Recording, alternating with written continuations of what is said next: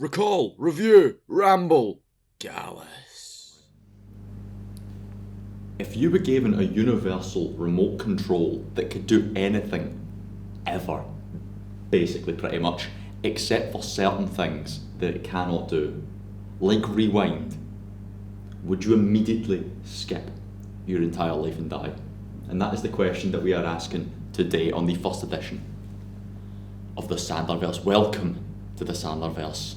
Adam Sandler almost definitely would skip his entire life and die because he did. This is a series running alongside our film breakdowns, breaking down and trying to understand various Adam Sandler movies. This is episode 1. This is about Click.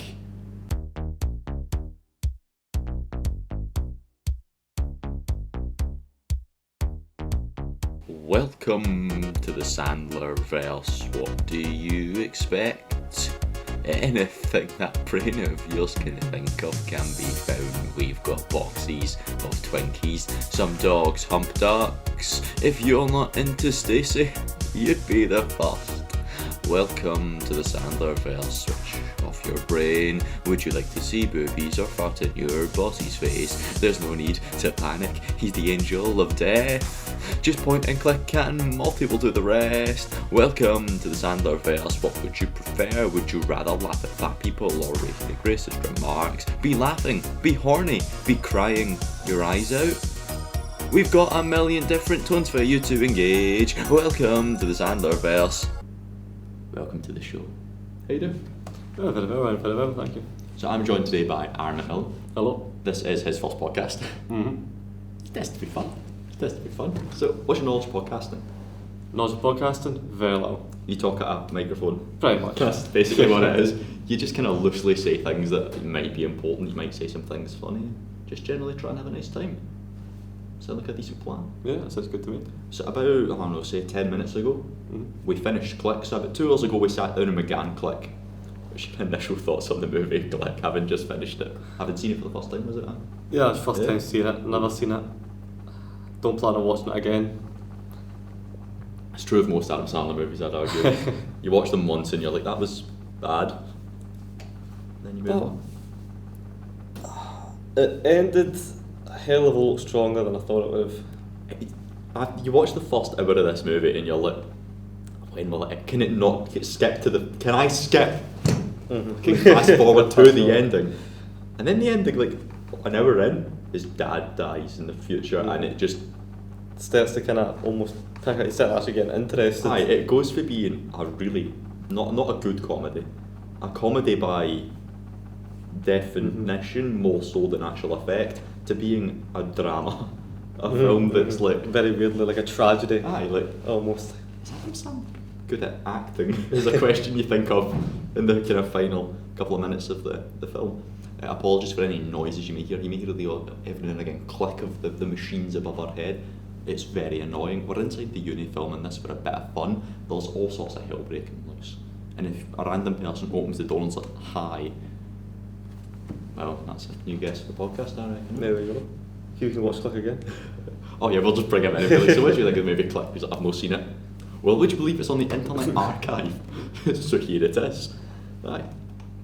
The first time I watched the film, it would have been with Tyler and Callum at an Xbox party. Tyler was like, you seen Click? And I'm like, no. And he's like, oh, go watch Click. You go watch Click. And I was like, oh dear God. So we watched Click. It's like the ultimate kind of film that you make fun of. Yeah. It's like, I feel like you've recently started watching Still Games Mhm, more yeah. than just random episodes now and again, and you understand that like every single situation you are in life, you can reference something from Still Game. Click's one of those things that I feel like if I wanted to, I could make a reference about Click. 100%. The day we were sat in before we started filming at the college with Josh and TJ, and I think it was yourself started bringing up about getting ahead in like, jobs and that. Hey, you said you'd be the boss of Craig Tara soon enough. And I was like, no, you don't want to skip the promotion like Adam Sandler did, and TJ got the reference. Yeah, it's a film that kind of, oddly enough, if you watch it in the right circumstances, sticks with you. Like, see if you go into this, say you're alone, and you're in your house and it's dark, and you make it through the first hour, you don't just switch it off. It's dark outside, it's like 3 a.m. And then all of a sudden that final half hour hits. I feel like that message is going to like stick with you of like, Yeah. don't waste your Definitely. life. It's a very emotive movie. You ready for some facts about let's Click? get it going. 'Cause we'll talk scene by scene breakdown about the absurdity and the fucking fart jokes, but you've got to base yourself on reality first. And the facts are, this film came out in 2006. What were you doing in 2006? Not very much, or even one, so. It's probably to your benefit. It was directed by Frank Coriaci, who also directed The Wedding Singer and Blendy. 2 more movies starring Adam Sandler, by the way, and he also directed Round the World in 80 Days. All bad comedies. The Wedding Singer's a bit alright. This is my favourite thing I found out about the film, actually, in terms of like factual stuff instead of just people's theories. In 2007, it was nominated for the Best Achievement in Makeup at the Oscars. This is an Oscar-nominated movie for its makeup effects. It wasn't that good, was it? Do you remember the makeup effects? They just the sprayed facet? grey hair dye on him. Yeah. It was like, yeah, he's now 10 years older. Exactly. Oh man. So it's Adam Sandler's only Oscar-nominated Really? movie. Yep. It lost. It didn't win it. Unfortunately, sorry. It lost to Pan's Labyrinth. I think the tagline of the movie. Any guesses for the tagline? If you were the boss man coming up with the tagline, what would you go for? Tagline, that's almost like a hook, isn't it? Aye, that's the kind of let's get ready to run kind of deal. I can't even think how you would tagline a movie like Click. I imagine it's something to do with remotes or quippy little, would you want to pause life or... The remote is in control. It's something stupid. It's a 12A. Something to do with this. It runs for an hour and 47 minutes. It was a Happy Madison's production. Dear God Almighty. It had a budget of how much? If I had to look at it and guess budget, maybe like... It's hard to say for budget, but it couldn't have been a lot. Like 15 million maybe. 82 million. It has an $82 million budget. On what? The special effects. Did you not see the menu screen? Yeah, I it bet looked you like... that was a lot of class in 2006. You have to base your mind in 2006's like capabilities. So I feel like if you looked at other movies and 80 million budget, that's probably But not something other else, so- Adam Sandler comedies That's true. around the time. It grossed $137 million in America. It's a lot of money to make back. It's a lot more than I would have guessed. Garbage film. And 240 million worldwide. It didn't bomb No, it did actually very like well, it to be should fair. have. It should have absolutely bombed. Filming began in late 2005 and it was finished by early 2006. It was released under Columbia Pictures. It was released on the 23rd of June 2006. What were you doing on that specific 23rd day? of June. That'd have been what, summer holidays? It'd been summer holidays, age 1. Age 1. Probably nothing worth remembering. It's alright, luckily we get to like what were you doing on this specific days that are actually relevant because the film does a lot of fucking time jumping. It was made in the budget, yep, grossed. It was nominated for Best Makeup. That's all just facts that I've just read. This is the recap fact page in case I lost it. So I've watched some videos on YouTube. Kind of people's thoughts on Click, just try to like see Yeah, get what the general idea. consensus is from the kind of smart movie people is, and the kind of general consensus. The first half of the movie is so bad, and the second half, one guy called it profound and magical, and he said this movie could change lives. Now, the key word there I think is could. Could. Very, very, very rarely could. I think it could, in the sense of that second half does have the message of don't waste your life and a Yeah. very emotive kind of don't put your work first, put your family first. Yes, it'd work if the first half of the movie wasn't awful. Yeah, or kind of like, I feel like even the first half doesn't really tie into that idea as much. It sets Like- it up. It's a really well structured film. It's everything in the first half is setting it up. Because But it the does 15 play minutes off. before he gets the remote, he is just neglecting his family for work in about 10 different scenes. They also set up so many set up and payoff jokes that normally involve ducks being fucked and mums being turned on by animals. Some of it's funny, Most of it's not. all of it's not. One guy has this like hour-long video essay on Click titled "Is Click the Worst Movie Ever?" I'm going to go that far. Yeah, like there are Oh, hell of a factually lot. worst There's movies. movies that step bad and finish Like- terrible. And there's also movies that are just a series of events that don't really connect.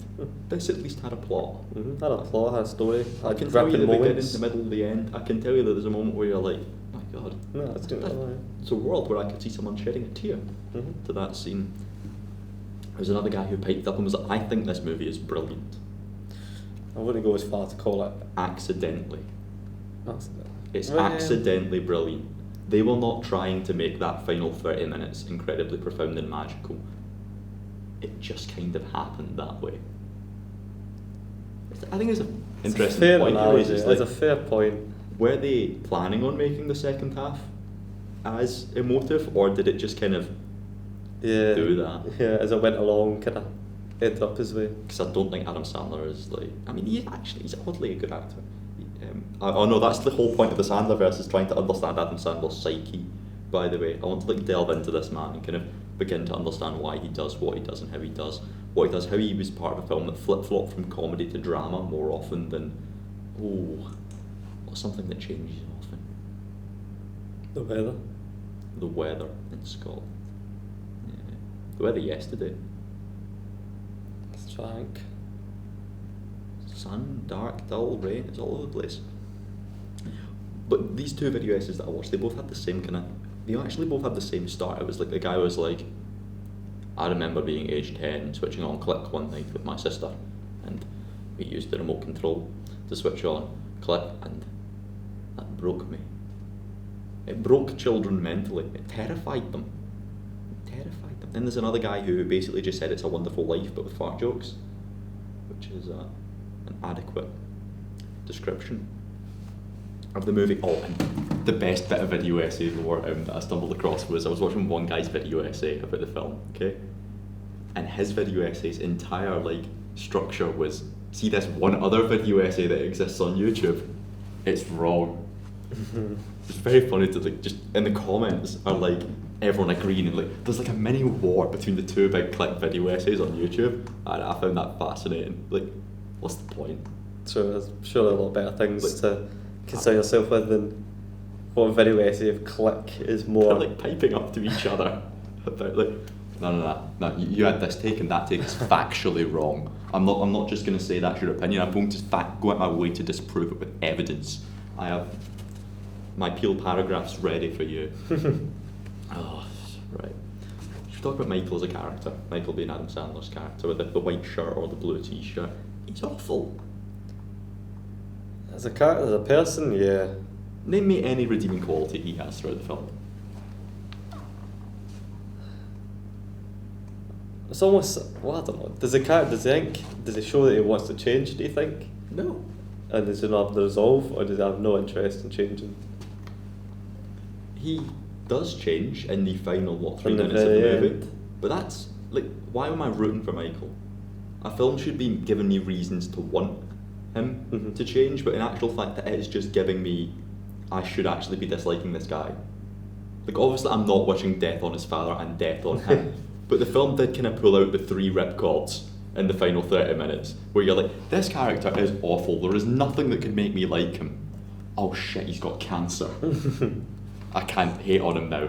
Oh shit, his dad's dead. Oh fuck, he's dying. Like, they did pull out the big guns to make you like him as a character. It brings me to one of my main questions about Michael. Why does he hate Kevin? Kevin is a bit of an asshole, though. Kevin's funny. Little ginger-headed Sure. Kevin.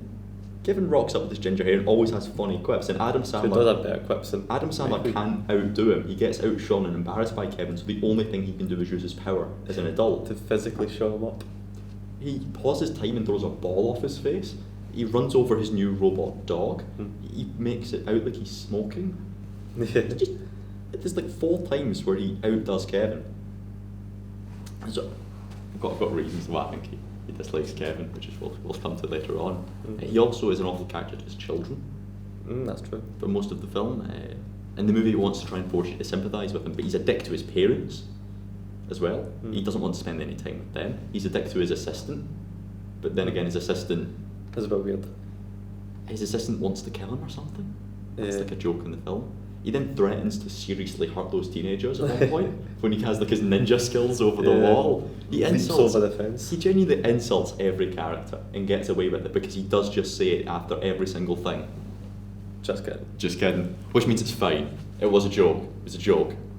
There's nothing to latch onto emotionally with him. No, he's a very wishy-washy character. There's not a lot there to kind of root for him or pray for his default, whereas he's there. Exactly. So in films, characters need needs and wants. That's like one of the basic things they teach you in film schools. A character needs something, and they want something. And in order to get what they want, if they still want it, they have to realise what they need. What's his needs and wants? Another thing I think he wanted was the promotion. He wants the promotion, but what does he need? To spend time with his family. To realise that it's not all about the promotion. Why does he want the promotion? To be able to spend better time with his family, is it not? Catch-22. Big giant circle there of this man's life that he needs to realise he needs to get out of, and that's what the remote allows him to do in the end with Morty and all that bullshit. But why does he directly want the promotion? Like, capitalist, he wants money. He's not poor. Yeah, I was thinking that. His family aren't even poor. There's a big house they stayed in. They stay in a mad house in America. One source of income, I don't think the wife worked. Exactly. Like, he was not scrounging by. He could have swimming afforded lessons for the kids. and outside pools. Outside pools. I think he could have done all right. Yeah, I think he could. He had a pretty decent He was upper middle class. Oh, Probably, 100%. but that don't mean like. Well, I'll be taught. Shut up, Michael. I'm not rooting for you. Also, see when he goes to the future. I'm just going through a bunch of stories I found on the internet before we get into the film breakdown. When he's in the future, 2017, and he's driving a car, this kind of futuristic car. As the plot of Click finds Michael fast-forwarding his life decades into the future after he's taken over the CEO of his architecture firm and is living in a large mansion, we see him driving an all-sleek black luxury sedan. The actual car used in shooting these scenes is known as the Cadillac 16, which is a real-life conceptual model introduced by General Motors in 2003, reported by Possible Evolution. What a sentence, Wikipedia. Now this car was in various other films because it was like his own unique design. It was in a Hugh Jackman film called Real Steel. It was in video games called Midnight Club, like the style, and Asphalt 8. It was never released to a market.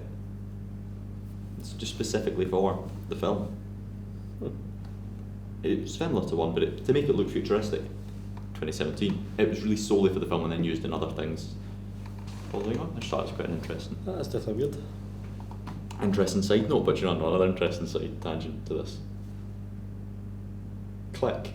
Alright, so Michael Newman's ability to fast forward through the parts of his life he doesn't feel like he wants to participate in upon first watch seems like a fresh and unique $1 million idea.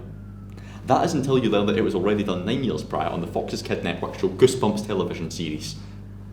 The episode even had the same title, it was called Click.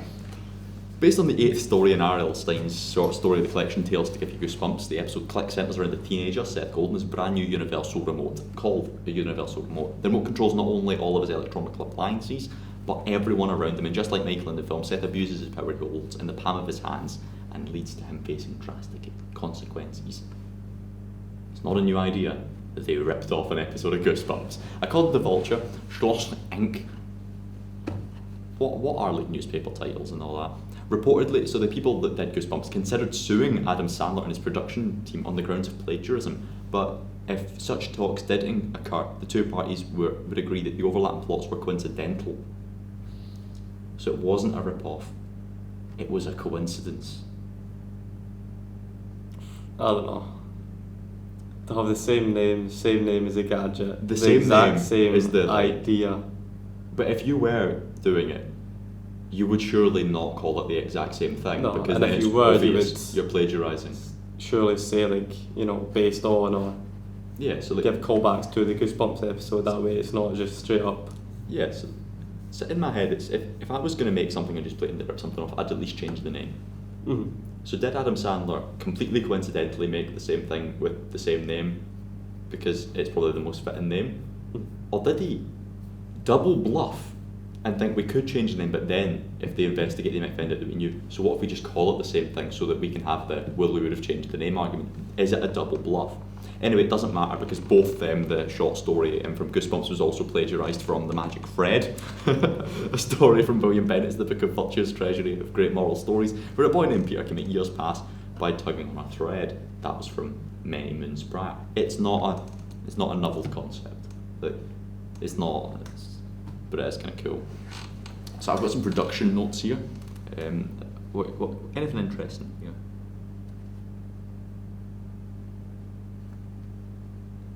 The production notes are all just like, man, what was going on in the world in 2005, and when did people join the cast?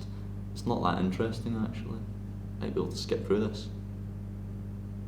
Ah, look at that, fantastic scene. Skip through it. Like the movie Click. We should have brought a remote control. Sure, I should have got my Skype remote. Aye, this could have been like a class wee bit where like every No, now and again stop during the turning you down. podcast you could have like switched me down or like skipped me. Because I could just start started reading this Wikipedia article word for Yeah, word, if I'm and bored you and could have stuff. just like skipped through it And then it could- fast forward that and everything Well, else, that's been yeah. a great bit. Shit. And We need to redo it. just say skip and I'll skip the production bit. I'll pretend I have one. Skip. Oh, so about the production, screenwriter and producer Steve Carell recalls how his partner and Mark O'Keefe came up with the idea for Click. So it was the producer's partner. There was a joke between me and my girlfriend, Corin recalls. We got into a long argument, so I picked up the remote and pointed at her and hit the mute button. That's how the film came to be. I think it's a true story. I think it's just a try and cover up for the cool Click Goosebumps. I think it's I think that's true. Yeah, because I would do that an argument When with you look at like how girlfriends. film ideas come, it normally is just from something like that Several grows into moments, yeah. to something massive. But it also could just be a marketing story, Yeah. because you could just devise a story like that so there's a funny marketing story. Oh, it started when he tried to mute his actual girlfriend. Anyway, he hit the mute button. The partner didn't find the joke funny. So why did you try and make it a comedy then? Because I didn't find it funny either. Did you find it funny when he muted his wife? No. Exactly. It's hot. But I thought he thought a lot of people could relate to the idea of just wanting to mute your partner during an argument. That's like the most like middle-aged man, like And there you go. Like, You found that is the the target hook market. to the film. That The is the hook to the target Adam market. Sandler verse is it's not actually children. no, it's 'Cause middle-aged men. It's that are middle-aged dads in a declining who are marriage. done. Yeah, they started with a simple idea: what if you could actually control your life with a remote? If you could raise the volume more? What if you could lower it? The story progressed. What if you could rewind your life and look back at the past? Well, I'd like to bring up that. What if you could rewind your life part? Why doesn't he? Like, he gets to his deathbed, he's Yeah. got this remote. At no point in the movie did he try going backwards. True, to the day he got it instead. Go backwards. Yeah. Like, it's not that hard. There's a back button on the remote. Just hit it. I've found the plot hole and Click. I hope somewhere in my production information I get the reason why that didn't happen. What if instead of worrying about the future, you could fast forward and look at it? There are many different areas for a character to explore, and it was fun having him jump around whilst trying to maintain a consistent emotional arc, which the film does do. It does maintain a consistent emotional arc, which is the only reason it works as a film.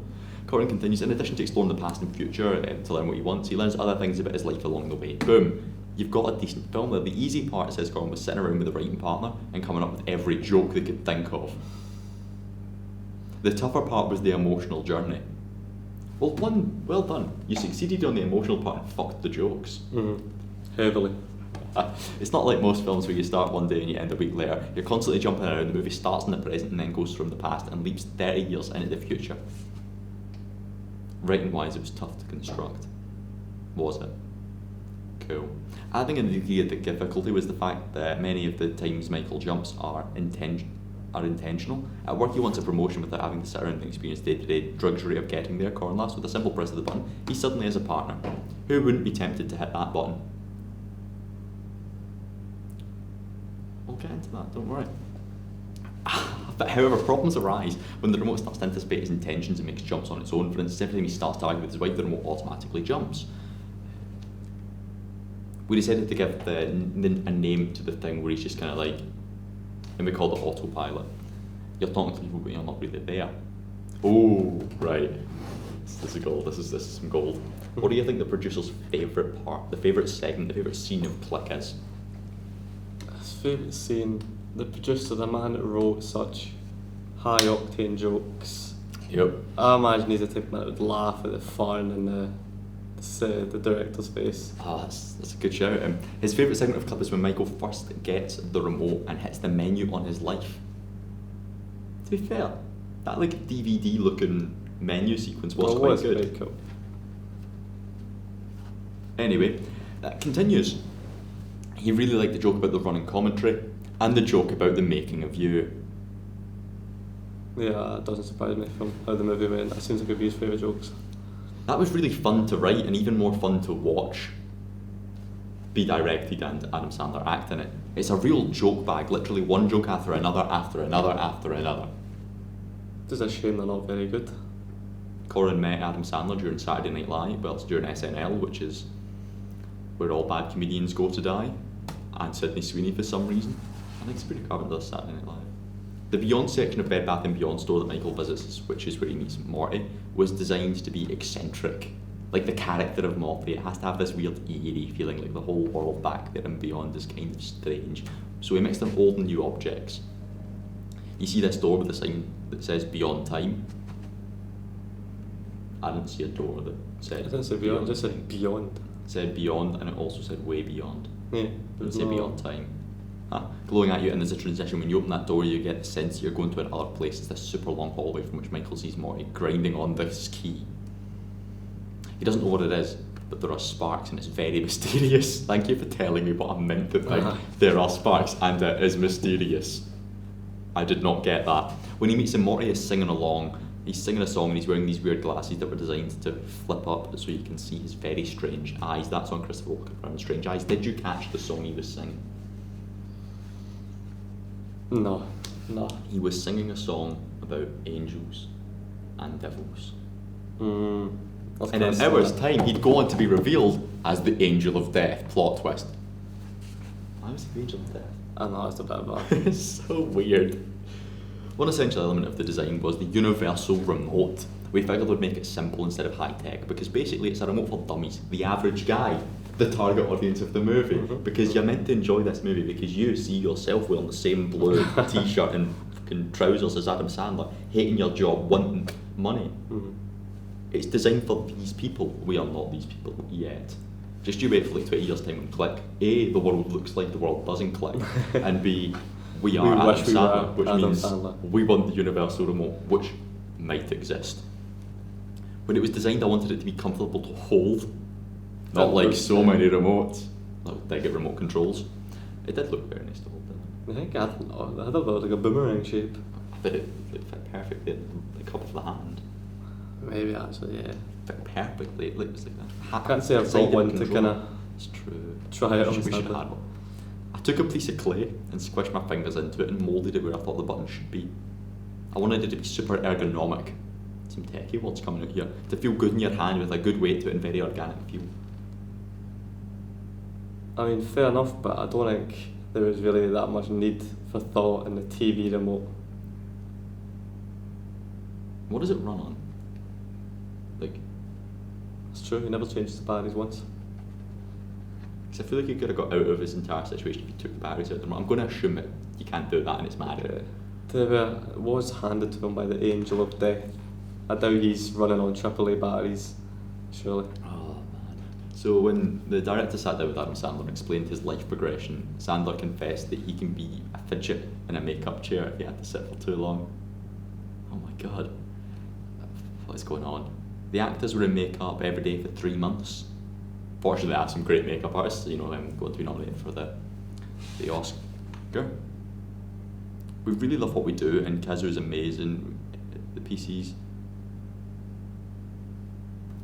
He's just talking about nothing now. Adam Sandler's fat makeup, though, that's what we need to talk about, because, what? Why did it look like that? I don't know, it didn't look very... Like, the big suit was alright. But what about the face? The face was a bit odd. I've never seen... Yeah. It didn't make any sense. Anyway, Adam Sandler's fat makeup was a great big silicone piece with no seams on it. It was a head cast of the actor, broke down into little puzzle pieces. It took 6 weeks to make. And Adam Sandler's face was made into a mould so it could be applied and look. Can you please read this line here? It could be applied. So it could be applied and look completely believable. Look believable. I mean, it wasn't terrible. The face was. The face was pretty bad. That's because he didn't have a neck. Yeah, he just kind of had one long chin. And also it looked like the skin was a different colour on the bit that wasn't actually his face. Mm-hmm. And the fact he That's couldn't right. talk made it more annoying. In the film, Adam's character wakes up one day and sees himself in the mirror and screams because he now weighs over 300 pounds, says Baker. On the days where these scenes were shot, it took approximately 4 or 5 hours to complete the process of applying the silicone face pieces, makeup and hair, getting him into his fat suit. Ultimately, Adam's character became a 300-pound man in a jogging suit with extra juicy on his butt. It wasn't easy for Adam to sit through the process, but you ultimately glad he did it, because the payoff was fantastic. The production team are really good at upselling this movie, aren't they? Yeah, I was gonna say. And on that note, anything to say before we get into a scene-by-scene breakdown of the movie Click? No, I'm good to go on. Smashing. So, Click. Right, it is a, what was an hour 47 I said. It opens as all Adam Sandler movies do, with about 10 different production company title cards, and it kicks in with a banging wee tune. Can't remember the name of the song, and there's a static TV. And it goes for this static TV and pans along to reveal a messy house, a duck, a dog, and Adam Sandler, who is Michael Newman, and he's sleeping on the couch. And then we get what looks like an advert. It's shot like an advert you'd find in the telly, as two children, mysterious little children, sneak down the stairs, and they're like, oh, oh, oh. And I immediately, when watching and taking notes a few days ago, just noted down they look annoying. Yeah, in that scene, I guess it did, yeah. They look annoying. They try to swipe a Twinkie, because it's a Twinkie advert, and Adam Sandler catches them. And then of course, Twinkies are too good to share. I've never had a Twinkie. Like, I think that we get them here. Oh, we do. We get them in like B&M and the Range and all that, and probably Do you? Bargains, yeah. Probably. They don't look very appealing. What, it's like, what is a Twinkie? It's cream sound with sponge, I think. Oh, it's like, it's America. It just, yeah. It's very American. Yeah, like that is a thing in America, so like, it could be good. Anyway, he then, once he catches them, my follow-up note was, they look annoying as fuck. Sorry, they are annoying now, the payoff to me being they look annoying.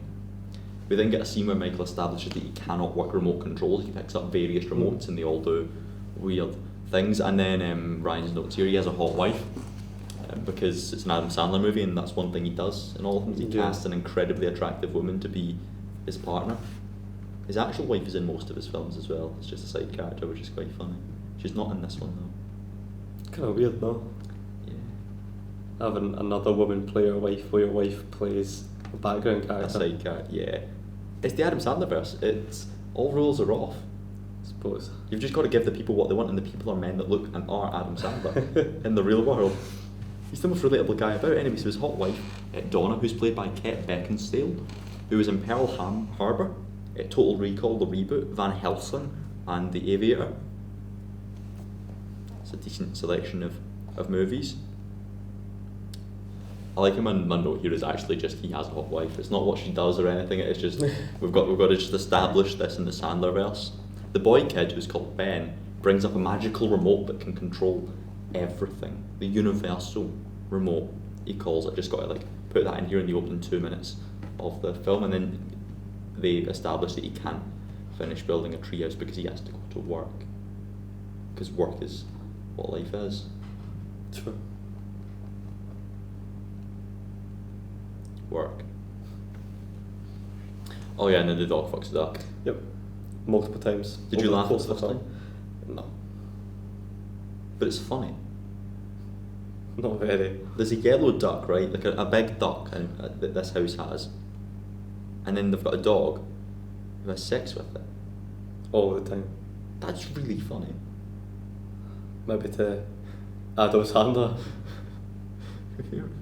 For the two producers that wrote, No, like, the you can just two imagine producers. them, like they've got like the dog coordinator, because as you brought up when we were watching the movie, Yeah, I don't how know do how you coerce train a a dog dog. into fucking a duck? Like, do you think they'd have to show the duck? So do you think there's footage out there of Adam Sandler fucking the duck? I mean, that definitely exists, but for other reasons. His neighbourhood kid, so his neighbour kid Kevin, he's a ginger-headed little guy. He's just so 2000s. He's got like the baseball cap on backwards, the ginger hair sticking out, the freckles, the t-shirt that probably just says like epic engraved like on a it. skull on it or something. A skull, and it says epic, and it's like embroidered so it sticks out, and Michael makes fun of him because like he says his dad's like rich Oh yeah. or something. Was that, or is it his dad car blows? His dad car blows. That's it, his dad car blows. And that's like, whoa. So Michael makes fun of him there, just continuing to be an awful character. This is the first of 4 occasions where he would do something to insult Kevin. I'll get into why he does insult Kevin later on, but would you like a fun fact about the actor that played Kid Kevin? Let's hear it. You familiar with the Batman TV show Gotham?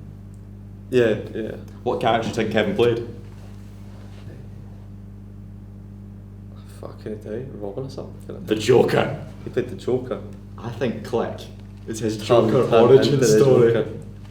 At the end, when he's like framed for smoking and his mum drags him in, like That's like almost the last we see of him, isn't yeah. it? And then he kills his mother, and Cool. then he goes on to become the Joker in Gotham. True, maybe. Maybe Adam Sandler gave him like a glassy smile. When they fast forwarded 10 years, actually. I really went like Kevin just disappears after we skip forward. Yeah. Why would you have him there if you're not gonna? Because it drops a lot of stuff, but also brings a lot of stuff forward. Kevin's one of the things that just ditches.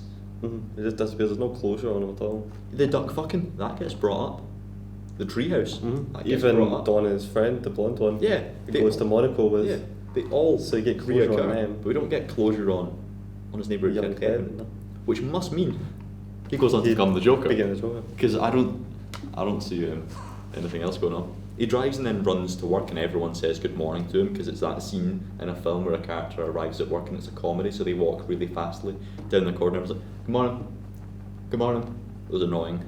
Scenes. He's late for a meeting, and then there's a joke about his assistant who needs to piss. Yeah, She has to that ask for was permission. Cool. My notes then might get racist. It goes, this feels racist. Prince Habibu, not Prince Habibub. He shows a model restaurant, and then there's feedback. Prince Habibu wants a longer bar. Fair enough. Why is there a giant waterfall in the middle of your restaurant, Adam? Why have you done that? The restaurant also looks racist. That's why there's a giant waterfall in the middle of the restaurant. They want a drain. They want a drain in the middle of the floor. They want a longer bar and they want a drain. Did you catch why they want a drain? I can't mind. I remember him saying it as well. It's so they could have wet t-shirt contests. It's not good. Because he calls Prince Habibub's Bikini Hot restaurant. Then all of the foreign men shout at each other. Oh yeah, I remember that was that. Yeah, okay. Adam Sandler proceeds to call him Hubba Bubba. I remember that. Prince Hubba Bubba. Hubba Bubba is chewing gum. Sponsored by Hubba Bubba. Probably. Brings up one of the things about making Michael a better character to try and help fix some of the things to make this film actually really pretty good, because it's a very really good 30 minutes. If you did some slight changes at the beginning, you'd have a general 6, 7 out of 10 film. Right now you've kind of got a 3 out of 10, probably. Roughly, yeah, been about. So, Michael's racist. Probably, most of it. He's a white collar American man, a blue collar American man, and he refuses to get this man's name right, despite being told multiple times. What they should have done here is they should have had the boss get the name wrong. David Hasselhoff's character get the name wrong. He could do the Prince Habibub and Prince Hubba Bubba, and it should be Michael correcting him, being like, no, it's Habibu, because then Michael A is redeemable to the audience. He is doing a good thing for these people, and also it makes him look like he's deserving of the promotion, but just not being gave it by his evil boss, which means we're now rooting for him instead of him just being a dick. That subtle change could have taken this scene, which is just bad comedy, Yeah, it was just very, And made very it- long, drawn out. and made it bad comedy with a character point, instead of it being bad comedy that actually hurts the character of Michael. Anyway, his boss is called Amber. He's played by David Hasselhoff, which is really funny. David Hasselhoff's in this movie. I just changed slide and now looking at this one note that I've highlighted as a discussion point. It's, why are women so hot? There's no question mark at the end of that, it's just a full stop. Conceptually, women as a gender. Why are they hot? No, but why is Adam Sandler going out of his way to solely cast hot women? Because if you look at this movie, every single female except for 4 are hot. Just a target audience, middle-aged beer belly men. they don't want to look at some, they want to look at some hot broad. That's what I imagine. They're always like 10, 15 years younger than everyone else yeah, as well. yeah. It feels wrong, and like Feels an very unrealistic weird. world. Like they're always makeup done, buttons Yeah, buttoned, it's kind of like but a- that's just Stacey the Office slut. It's a very weird, like, juxtaposition of the movie. It's purely to get asses and Just- seats. It's yeah, like pretty clickbait much. thumbnails on YouTube, innit? I'll put this in the thumbnail, people click on that. Mm-hmm. Pretty much a movie equivalent. Well, pretty much every Adam Sandler movie is a movie We'll put equivalent. tits in the trailer and we'll come.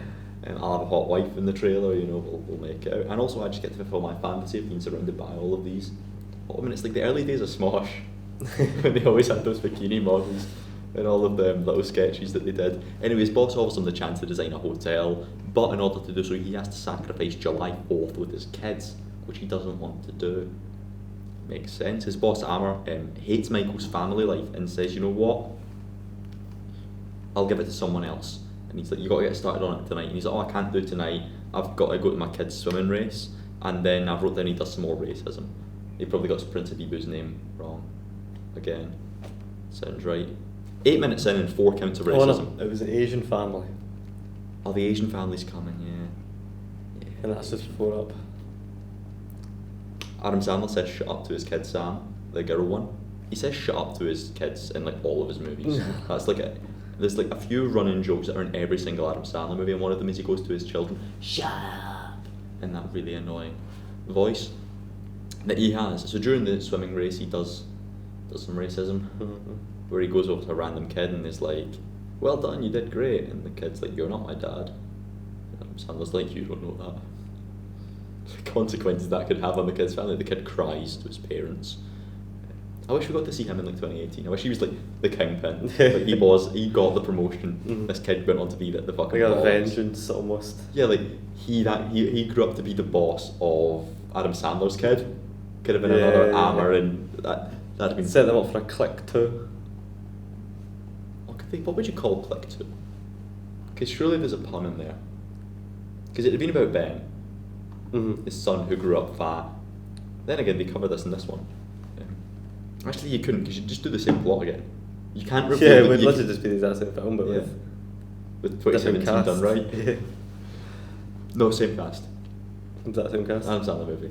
Adam True, Sandler that's again. same cast. Or like The Rock. Exact same budget. Kevin Hart. Yeah, just throwing Kevin Hart at it. Sorted. So there's a man in Speedos called Bill Oh, yeah. who shows up. He played Bob in Stranger Things Series 2. The more you know about people. He's in a lot of kids' TV shows and movies. He's been in a lot of things. And it gets really uncomfortable as he like hugs Ben, who would go on to be his son later on in the movie. And he's like got a towel on and he's like, right, this is how you swim. So you swim with one hand that way, and if you've got your left hand up, you turn your head to the right, and vice versa. Instead of doing what Bill was doing, which was dabbing on fucking taters or some shit. Anyway, this whole movie's been uncomfortable so far. I noted down it's the July 4th celebrations next, because they're all like around the table, there's fireworks going off and they're eating ice cream. Not July 4th though, it's just July 2nd or 3rd, July 3rd I think we're on. Yeah, I think it would have been if you're looking at it that way, yeah. This movie time doesn't really make sense. Like this movie takes place over 4 days, basically. In real time, it takes place over 4 days. Alright. So the July 4th celebrations, and there's a lot of ice cream eaten from Ben, because like he does what his dad does, and he's going to grow up to be fat like his dad, because everyone keeps telling Adam Sandler that if he keeps eating Twinkies, he's going to grow up to be fat. Nice. Samantha asks how much longer he'll live, and he says a minute, and she's like 1 minute, and hugs him. He's on the phone, and she's like, no, I'll live for 200 years, and Samantha's like, good, you promise? And then he swears a lot at teenagers. You shit, but no fucks are said during this movie, because you've got to keep that 12A rating. You can get away with some shits. Grandad, who's called Terry, and played by Henry Winkleman, who played Stanley Yelnats III in Hold. Never seen it, never heard it. We did the Holes essay in English in second year with Miss Canavan. I think I did that. Oh, we did Shrek and we did. Oh, but I did Shrek, but I didn't do Holds. I think I just did Shrek the full year. Miss Caravan really liked putting on random films for us to do. We had Stanley Yelnats, and that the fourth, that his like the dad of Stanley Yelnats, the fourth, who's Harry Winkle plays. What other essays for films did you write in school? I only did Shrek and Jaws. I did Jaws with Miss Grant and S3, I think. Interesting, Jaws. I feel like I did I do Coraline in S1 maybe? Miss McLaren, Jim Miss McLaren, yeah. You probably did Coraline. Yeah, so Coraline. And maybe Romeo and Jaws. Juliet. Romeo and Juliet is S1 as well, yeah. That's what happens when you both have Miss McLaren. Miss What does she's up to? Still doing Romeo and Juliet essay. I wonder what she thinks of Click. And would she like to do an essay on Click? I'll reach out, I'll ask her. Anyway, so Henry Winkleman is also the principal in the first Scream movie. Oh, yeah, I've seen that. I don't remember the print. Oh, yeah, and I get it. He's in 255 episodes of Happy Days. You know what Happy Days is? I mean, He's in 255 episodes, that's quite good. And Must he's be in good. 161 different credited projects on IMDb. Yes, about this Henry It Winkleman. does fair bit a little bit. He does some magic with a coin and sets up Chekhov's magic coin. You know, being that this coin thing will be important later on. His kid Ben swears, then the team set up another like fire popper or something. No, it was some like firecrackers. And then Michael does legit parkour, threatening to beat them up. Donna dresses as Pocahontas. Mm-hmm. Why? I think it's the biggest problem I have with the film. Click. If she dresses as Pocahontas, I thought she dresses like an Indian, like a Native she American. calls it Pocahontas. She does call it Pocahontas. It's caught me off. An Indian. Is she? Because I She's thought a they were character playing from like that kind of like time. cowboys and Indians, and I thought she'd been a Native American. But then she Yeah, calls just it get some- Pocahontas just get some specifically. racism in there. Yeah, she calls it Pocahontas she has to. specifically. But Adam Sandler's not dressed up. No. He's just in his blue t-shirt because he's just one of those guys. But like, Right. look lads, my hot wife is dressed as Pocahontas. It's like a sex thing. Because later on in the movie they reveal it's a sex thing. Because not only is Adam Sandler's hot wife, but she really wants to have sex all of the time. Adam's just like fulfilling little fantasies, isn't he? Mm-hmm, pretty much. It's like every middle-aged man fantasy. Rolled into one ball and chucked on the telly. Michael can't do the camping trip because work law. It's one of those films where people prioritise work over family. Mm-hmm. It's like every Christmas movie ever, but it's like no, I prioritise work over Christmas, and then you need like an angel They come down and to show come them down and be the like, light, yeah. you need to do it this way. Luckily, Michael's about to meet his angel, Sure. who's an angel of death, of course. Angel of And death. he screams at God. He's like, "Why are you doing this to me, God? I'm going to go and get one of those universal remote controls." And then he leaves for a late night drive where he passes some sponsorships. There's a lot of product placement in this Wendy's, McDonald's, fast food releases. This film's anti-fast food. Maybe that's it. Well, it's like the amount of fast food he eats is why he gets fat. So why would you be paid sponsorship into a film that's basically saying you'll get fat if you eat this? Yeah, actually. Because I don't know if Wendy's or McDonald's are actually sponsorships, but Twinkies is 100% a It has sponsor to of be. this film. Like, they're literally mentioned more than his daughter, I think. We'll get to his underwritten daughter. He goes shopping to Bed Bath & Beyond and asks for a universal remote control to a weirdo who's like, "I'm not a worker here, I just want a friend." Fuck off this film. Michael goes to a bed, he lands on a bed and he's like, "Oh," and he rolls over and he falls asleep. Well, he doesn't. He sees a sign that says Beyond. He walks to Beyond, and right here Ryan's notes. Fuck. Is this it's all a dream movie plot thing? I dislike this. It's gonna be it's all a dream movie, isn't it? It's gonna be it's all a dream movie. Shit. He then walks down this and he meets a mad scientist professor singing a song about him being angels and devils. He asks for a remote control, and conveniently our universal remote control just came in. And Morty's got one. It's like mad good tech, this, not on the market type shit. Morty the Helper, played by Christopher Walken of Dune Part 2, The Stepford Wives, Hairspray, Mouse Hunt, Ants, Batman Returns, The Deer Hunter, and Pulp Fiction. That's his big movies. He's in a lot of fucking shit, this guy, Morty. Seems be. Christopher Walken. Morty's character, I like how he's overacting. I like it. Yeah, he's not the worst actor. How would like, you- He's not a bad character. He plays it alright. How would you play that character? Like you would have to do some kind of like, Eccentric. you'd have almost. to talk in the weird way that he talks. Yeah, I suppose that's right. Especially when you find out he has like Angels So, Death. they jot down something about high up saying it does make sense. They then enter way beyond to get the remote. That's a good visual gag. Mhm. Well done, movie. It took you 22 minutes to do a good visual gag. And then there's a bad joke where Adam Sandler's like, it's bigger from the outside. Just kidding. What does that mean? What does that mean? It's bigger from the outside, just kidding. It's almost just like dialogue for the sake of dialogue. That like you said that at that exact bit, and I was like, it's just there because they were walking and they because didn't like like the it being film silent. space, yeah, They like didn't want it to be silent. At the really new stuff section, that's again a good visual joke. Morty gets the glowing glue remote. Glowing blue remote that has no box. Just point. And click. yeah, it's just the bit of the movie where they say the name of the movie. It's one of my favourite movie tropes. It's when movies say the name I know it's of the movie. as long as it happens just once per film, I'm happy. Yeah, I always get really, really excited. So me and Josh were at the theatre recently and we went to see Girl on the Train. And it was going by, it was the first half of the show, the first hour, pretty boring. The second half was amazing. The first half was just setting up so many things for the second half to pay off, and they paid it off really well. But at the end, your main character does a monologue. She takes centre stage and she talks about who she is, what she thinks life is, and then I began to sense it coming. Yeah, like a And I build-up. start patting Josh on the shoulder, and Josh is like shoving off people because it's the gated. You can hear every single noise. I've got Josh by the leg. I'm tapping his leg, and he's like, "Why?" And I'm like, "Just know what's about to happen." And he's like, "No," and I'm like, "Just get ready. She's gonna say the thing." And she goes, "But at the end of the day, I'm always just gonna be that girl on the train." Yeah. Curtains drawn. Masterpiece. Claps. Oh, I was like, she said the thing. I've been waiting the entire plane for her to say the name of the fucking thing. You've been to the theatre? Okay, no, in a long, long time. Not a long time. It's weird. I quite liked it. I liked it when I was younger, but I don't know if I like it nowadays. We got tinnies at tennis. Did you? Yeah. Just you can get a drink. You can get a drink at the gate. Yeah.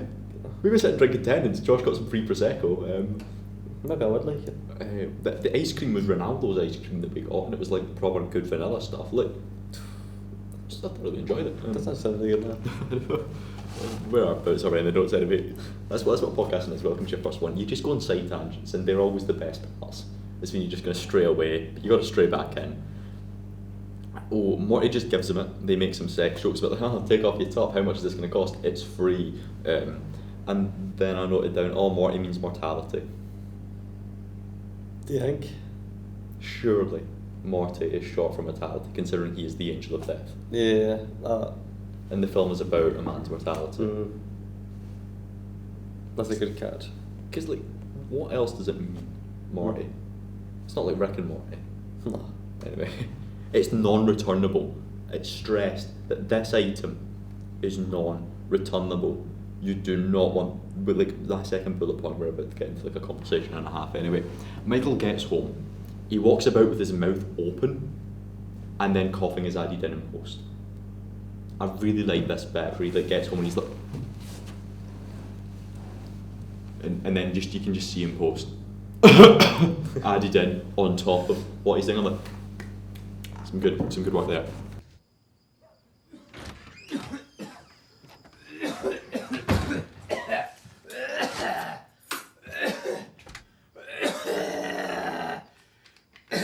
He uses the remote control to work. This is some unnecessary Ryan notes, but he uses the remote to work the TV. His wife in her PJs, important, comes down to talk. Adam pauses the telly and explains his life plan. She's like, what's the meaning of you doing your job? Like, why do you do it? And well, he's like, you got to get the best, got to get the most money. And when I get the most money, when I get my promotion, I will be the rich boss controlling other people, and then I'll have all of my life to spend with you. Also known as his life plan is all about getting a job and money and capitalism, becoming the boss of the company. Don't be creative ever. Be a shitty dog. Ryan, you make weird notes. Because I wrote this like 3 nights ago when I was watching the film, I was just taking notes. What did I mean by be a shitty dog? Oh, like kiss arse, you know, like Wait. a dog that That's just just is there. Yeah, cool, well done, Ryan. Society thrusted this upon him because of the United States, and you tell I was drinking alcohol when I was making my click notes. Society crafted Adam Sandler's character into thinking that he just needs to earn profit by doing labour to make more profit. Capitalism is an endless cycle. Employees give service, not time. The rich get richer. He can't leave and start his own company because there's monopolisation and he has to wait to take over. He can't go and do his own thing because he probably could start up his own company. He's like literally a step away from being the boss. Yeah. So he could, but then he's competing with his boss, and well, they've got the established name, so he just has to wait for his boss to disappear and him to take that spot. I must have paused the movie to take that note. I probably didn't though, because like what happened after that, fuck all. Yeah, so that's the movie's commentary on capitalism and why Adam Sandler's character is how he is. That's a reoccurring thread that we'll pick up on. He does some more drawing with this like techie. What was that, graphics? You do graphics? Yeah. How long did you stick about with graphics for? I think it was mandatory, was it not? It was mandatory for first and second year. Yeah, that was the only other time I did it. I hated graphics. It was so boring. Drawing lines. Because you made the things up, but you never actually made them. What's the point, exactly? So, I said, what's the point? I mean, Adam Sandler's making the things. He's not going to go and build the house. He's just No, going at to least shut you up see and do the it. end product. I drew some Yeah, banging looking pictures and graphics just to then draw more. Oh, I could just about draw a straight line. See when it started doing all like the 3D production shit, and you've got Josh White, fucking artist Josh White, doing it alright, and me and Daniel are just like, can we just draw? Like, I'm quite content to draw two-dimensional. Go to the lathe, please. Can we get a hammer? Bang, bang, bang. Anyway, the dog barks because the dog needs to shit. He uses the remote to turn the dog's volume down and up and down. As you said, why did he think about doing that? Yeah, like, I don't know, the dog was barking at his first instinct is like, yeah, let's put this remote at it and pretend to mute it for my own amusement. You've got to establish that he's got to figure it out somehow. True. Might as well do it on a joke. Stupid joke, yeah. Exactly. I do like though that they did include the reason where the film came from, which is like pausing your wife when you're in an argument. Like, nice. The dog won't shit. The dog's too busy like sniffing shit, so he skips time. For the first time in the movie, he skips time. So the dog fucks the duck and sleeps after it shits. With, of course, an Adam Sandler with some enhanced fart sound effects. Don't you click at me, Bolton. A woman is round for breakfast. She's talking about plastic surgery. She plays with her tits. She's the most annoying person I've met yet in this movie. Michael mutes her shouting and screaming, projects the sports in front of her. He's doing picture in picture. That was quite good. She runs off. She's Jeannie. She's Jennifer Coolidge. She's in Promising Young Woman, Two Broke Girls. She's the main character in Legally Blonde and Legally Blonde 2. She's in the Minecraft movie. And she's also in Plump Friction. Plump Friction.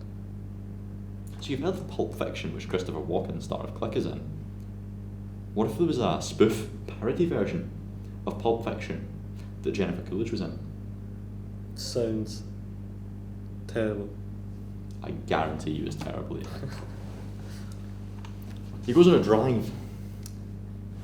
But first, Kevin, right, so Kevin has a robot dog that's so much cooler than their real dog. That's not true. Kevin says the dog is worth more money than his car. Okay. Anyway, he runs over Kevin's dog. That's instance 2 of him fucking over. Kevin, he takes the remote to Morty and thinks he's on a reality TV show, makes some unfunny jokes, he dances. I hate this scene. He hits the menu and enters the metaverse. They predicted the metaverse, to be fair. True. Well done. He enters his memory bank, his life menu, and his life has James Earl Jones as a voiceover. Sure, we've all got Darth Vader as our voiceover, I reckon. It's because he does a lot of voiceover, what Morty says. We find out his assistant wants to kill him secretly or something like that, which leads to one of the first questions that I noted down as a question. Who'd voice over your life? Morgan Freeman. Oh, that'd be nice. I would remember Morgan Freeman did mine. Oh, that'd be quite sweet. Like, I'd listen to the Morgan Freeman voiceover rounds, like. Just I'd probably listen to it, just hear him talk. So what's something you do frequently? That's what I do frequently. But outside of just like work at school or. Just something.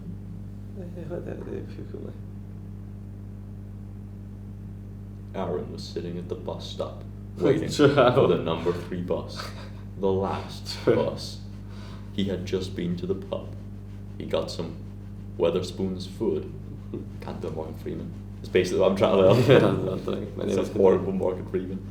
I don't know who'd voice over my life. It'd probably be someone Scottish.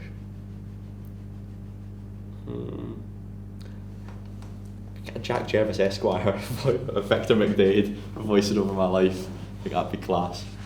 That's a good shout. Billy Connolly. Because like, it's got to be someone kind of older. Yeah, I've got 100%. I don't know why that rule exists. No, I don't know. It's like an unspoken rule. Yeah, it's an unspoken rule. So. But like, I thought of McAvoy and Tennant. Mm-hmm. But no, I'm gonna stick with Connolly. That's a good shout. It's got to be like an old wise man. Yeah, someone that's already lived that life almost. Exactly. He watches his parents' sex scene. That was a bit weird, wasn't it? The making of. So they establish that later on in the movie, when he is trying to go back to see his dad's death, to see his dad when he died, you can't go back to things you weren't a part of. Mm-hmm. He wasn't a part of his parents' sex scene. So how can he watch it? Unless I've got my part as the little sperm cell, and that's like good enough for his existence. Yeah, but the next scene is his birth, and he's inside of his mother's vagina to watch it because that's where he was. So in theory, he should be watching the sperm inside his father's penis. Yeah. Yeah. Consistency of bits, movie. Then we get the cool bit where it looks like an old DVD menu, and I'm like, all right, I kind of like that. He skips to his actual birth. He's inside of his mother being pulled out. He has no penis. Oh wait, he does have a penis. It's a girl, it's a boy. He's got a tiny cock. This is really weird. Morty pretends to pause for fun in the metaverse because Morty's a quirky character. Yeah. He's then you can travel anywhere you want. He chooses 1976 and he watches him do some sports on the beach where he had no pals because he camped in a tent and this other lad camped in an RV.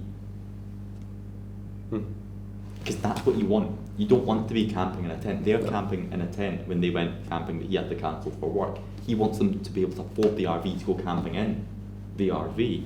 His dad does the quarter trick. Modern Adam says he knows exactly how to do it. It's a trick coined from a magic shop. Guarantee you it isn't. Magic is real in this universe. Morty then gives him his business card. Over. His boss John Ammer has women on his desk.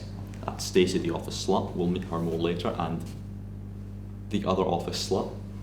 Like, why shame one of them and not both? He meets with Michael. The July 4th hasn't happened yet. I was so confused. I just assumed the fireworks and the swimming was like July 4th because fireworks and Pocahontas, like Go America and Pocahontas. Nah.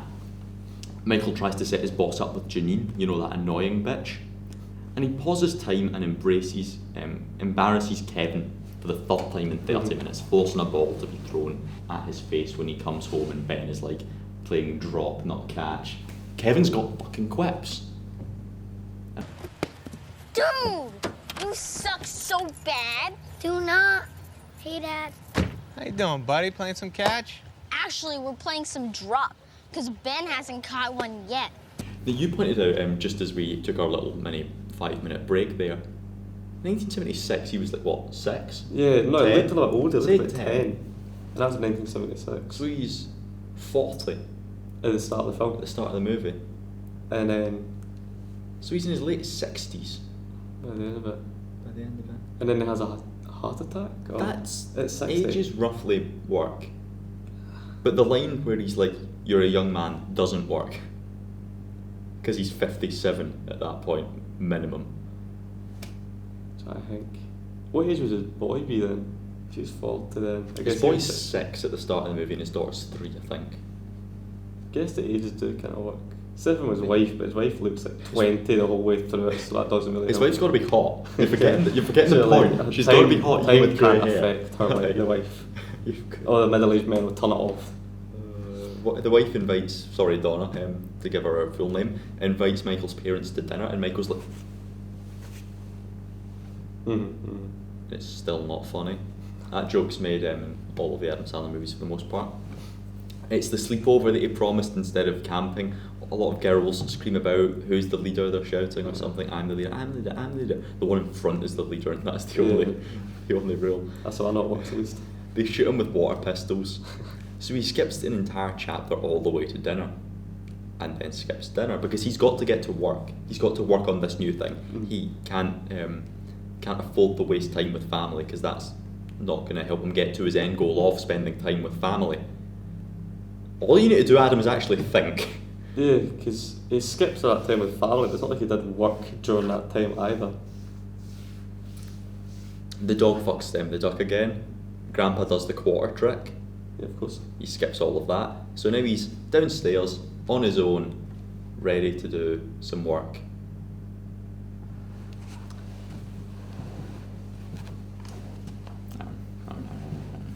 Yeah. Ready for the film to break again. The entire concept of click to shut down. You can pause time, mate. Yeah. Pause fucking time. Live forever. Do your work. Do your work. Pause dinner. Go down. Spend 3 hours doing work. That's you've done work. You've now got all of the day to spend with your family. True, actually. I was thinking that at the start and then Yeah. it kind of slipped my mind. Like, I forgot you can just pause. in fact, why are you still trying to get your promotion So at just work? rob a bank. Pause time, rob a bank, go away, erase the footage whilst time's still paused. Boom, you're rich as fuck. Why skip? And also, why skip time? You can just pause So you time. can pause it and have as much as you want. It's like he doesn't realise that. Yeah, I suppose it would. Well, look, because it would not almost kind of just ruin the whole It would plot, break I the guess. film, It would yeah. break this film if they had self-realisation, I guess. Yeah. But it would is kind of break the annoying film. when you think about it. But that remote is like the most insane piece of technology That's ever. ridiculous. It can do anything. It's the universal remote. And yet he only uses it for selfish gain. Because his character is a morally bad person, is established. And he's stuck in this capitalist regime and can't break out. Does he actually want to spend time with his kids? I'd argue maybe not. Maybe he is just using work to get away from his kids. I mean, he wants to spend time with his wife, he wants to fuck his wife, except for that one time he doesn't. Anyway, he's in his basement trying to do work and he tells his parents his dick got bigger. Good thing to say to your parents, that. Yeah. His dad's then like, it looked like a Tic Tac. And then Adam Sandler's character Michael legit threatens to freshen their breath. What does that mean? I don't want to know. Do you think they got the payoff? I'll freshen your breath. Tic Tac. And I was like, that's such a good like. Yeah, without Set up and thinking payoff. who the victim is of said joke. But they didn't have the joke. They just got, well, if someone's talking about a Tic Tac and someone comes back, I'll freshen your breath. And it was originally meant for Kevin, but they were like, that's really fucking weird. He can't, like Adam Sandler can't say that to Kevin. But Because he's his normal punching bag. of-age parents, His parents. they're not off the list. Like, there is a world where that's arguably a really funny thing to say to your dad, like as a comeback. Like, can you imagine how uncomfortable his dad must have been when he got up the stairs and got home? He'd be like, And realised what Like- what had just conspired. I'd argue that is a funny thing to say to your parents. Shame it wasn't funny, it was just really weird. And the way Adam Sandler's like kind of into it. Yeah. Like it's a threat. Mhm. And then the music continues. Everybody wants to rule the world plays, and now he's got the fucking key to ruling the world. Oh, well done. The one good thing about this film is the music, I would argue. They did Yeah, a that's real true. good job with thematic music.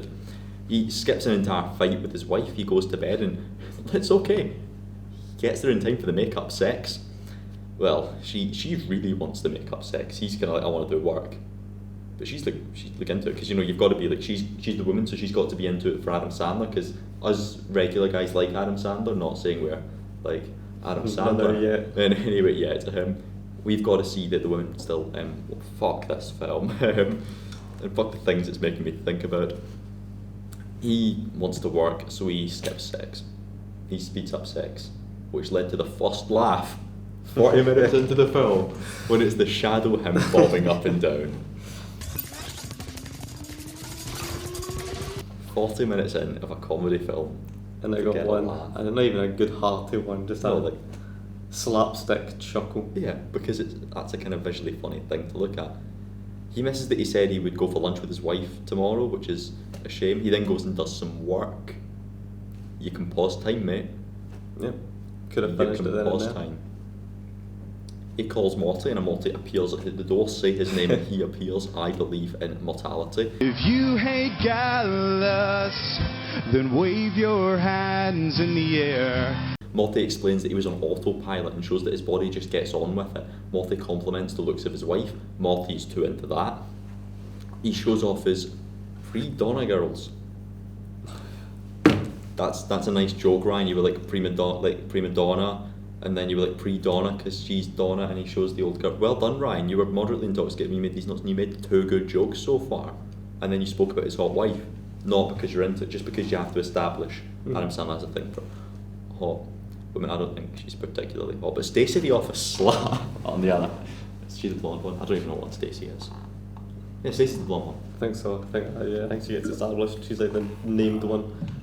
The other one's just the office Just slut. the other one just unnamed. there. Yeah, the women are deliberately unpleasant, and Morty tells them to stop. Please, why don't you stop? I can't do a Morty now. Michael gets the sniffles, and he fast forwards to when he feels better, all the way to Monday, skipping July 4th. July 4th is a date that really kind of only slightly matters. He speed runs the morning because the shower's off. He is insufferable. He runs down to he's like, I'm the king, I'm the king, I'm the king. At this point, and his kids are just kind of like, we'll help you. He says, drop some building designs, and they do some teamwork. The girl one's like, I'll get the paper, and the boy one's like, I'll get the crayons. It's nice seeing siblings together, and then they go and they magically are right beside where they They need turn to be. around and grab it, turn back around. Pretty much. He does some, almost like it was a set. He does some road rage on his way to work, and then who pulls alongside him in a red convertible? Everyone's watching to see what you do.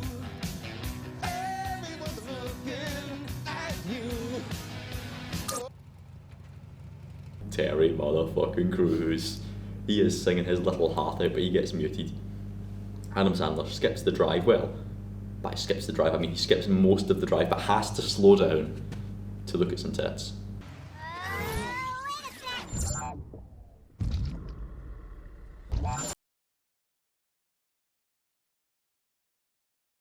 Oh, Very important, Adam Sandler, that he slows down to look at the tits as the woman jogs. I thought the whole plot was he couldn't like slow it down when he was fast forwarding, but as soon as some boobs are involved, he's able to somehow break his own character limitations. The limitations are only there, but they can be broken by the rule of jokes in Adam Sandler movies. He is like, right, shit, I'm quite pale. Oh, I need to change my skin colour to be more tan so I can go to this meeting. He then goes yellow and does some racism. Oh, look at you now, you're all yellow from the scurvy. Captain. He then goes green and does some Hulk jokes. Don't get the Hulk angry. You won't like him when he's angry. He then goes purple and does some Barney the dinosaur jokes. I forgot about that when I watched the film the other day. I was like, oh my god, he's referencing Barney. And then he does that I love you, you love me, that jogger had giant boobies joke. And it caused emotional distress in Ryan. Oh, there's Barney. I love you, you love me. That jogger had giant boobies. Probably went for a piss at that moment in time. He then gets a tan that he likes, and all of the women begin to compliment him because he's hot as fuck. Even I, watching it with you, was like, oh my god, he's so... I couldn't contain myself.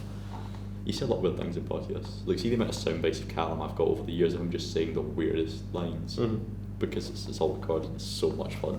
So you have to watch what you say, of course. But I've got a line where Callum's like talking about a film where he's like, there's a row of 5 women lined up shitting. And I'm like, see, out of context, that's amazing. No context whatsoever. I'm going to use that as a soundbite. There's another one where he's talking about like a sex thing. It's like, yes, it's this particular style of sex. I have enjoyed it since I was a child. He says that. But like, he's kind of paraphrasing something a character said. Not if you cut out the beginning and end of that. No, I've just got Callum saying he did sex as a child. I'm like, hell, sound that you do, Callum, and you can enjoy that. He gets in tan, he likes women. He hands the plans that he did when he was on autopilot to his boss. Oh, they were surprisingly decent. And then we get to the scene that couldn't cut and purely exists for jokes. It's called Sexual Harassment Speech Day. My notes read fuck's sake. And Stacey the office slut. Listen. really, that's my favourite thing that I did research into. So Stacey, the office slut, has like 4 or 5 credits to her name. I've got 2 credits for you. What's she in? Are they big movies or kind of little shanty ones? Are they pornos? Are they? Ball Breakers That sounds like one to me. and Sex and Death 101. That sounds like a really weird one to me. The posters are like, these could be pornos. I think they're porn movies, pornos disguised as feature-length movies. Mm-hmm. Adam makes him really wide and laughs, and it's fun. The joke's funny because he's really wide and Adam is laughing at sexual harassment. That's why it's funny, because fuck sexual harassment. As you said, he's setting standards like women's fucking feminism back years. He makes him small and wide, and then homosexual harassment comes up, and you can tell they started there, but the alliteration and worked backwards. He makes him Spanish and laughs, but now he's also Spanish. Yeah. And they have a conversation purely in ADR because their mouths are not synced up to the different people. The same one guy who is voicing both of them. It's like it auto-translated it. They go to dinner with Prince Habib and David Hasselhoff and all of the other people. He uses the remote control to translate the guys shit-talking them. They're even worse ADR. And they go TGI Fridays because they're like shit-talking them. And then he uses the knowledge from that to word for word say what they said, so that their plan would change because they shat talk the plan. And he was like, well, let's just do what you just said we should do. That's a good use of the remote, Adam.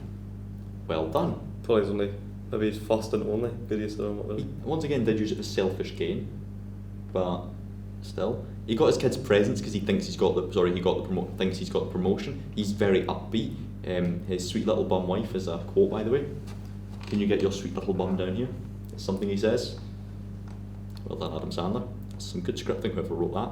He gets his kids cool looking bikes. He lets his kids out on to ride the bikes. It must be like 3 a.m. He's just been out for shots with the Prince of Habib and those. Kevin's awake with his dog taped up watching, and he's jealous of the bikes. He got his wife a nice bag. He got himself a cigar. He got the promotion. There's a song playing on the radio when they kissed, and he uses time travel to go and see what it was. It was Linger by the Cranberries.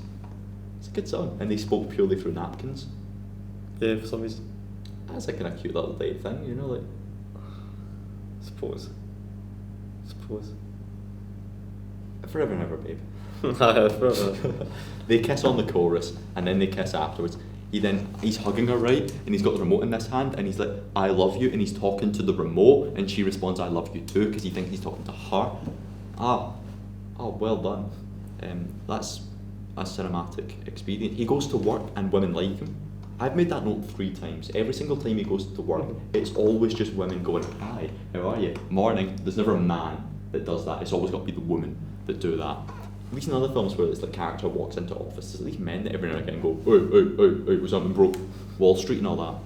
He goes to the office of his boss. He didn't get the promotion yet. He's now in debt. He pauses time, slaps fuck at his boss, who now he gets a headache, and then he farts in his face.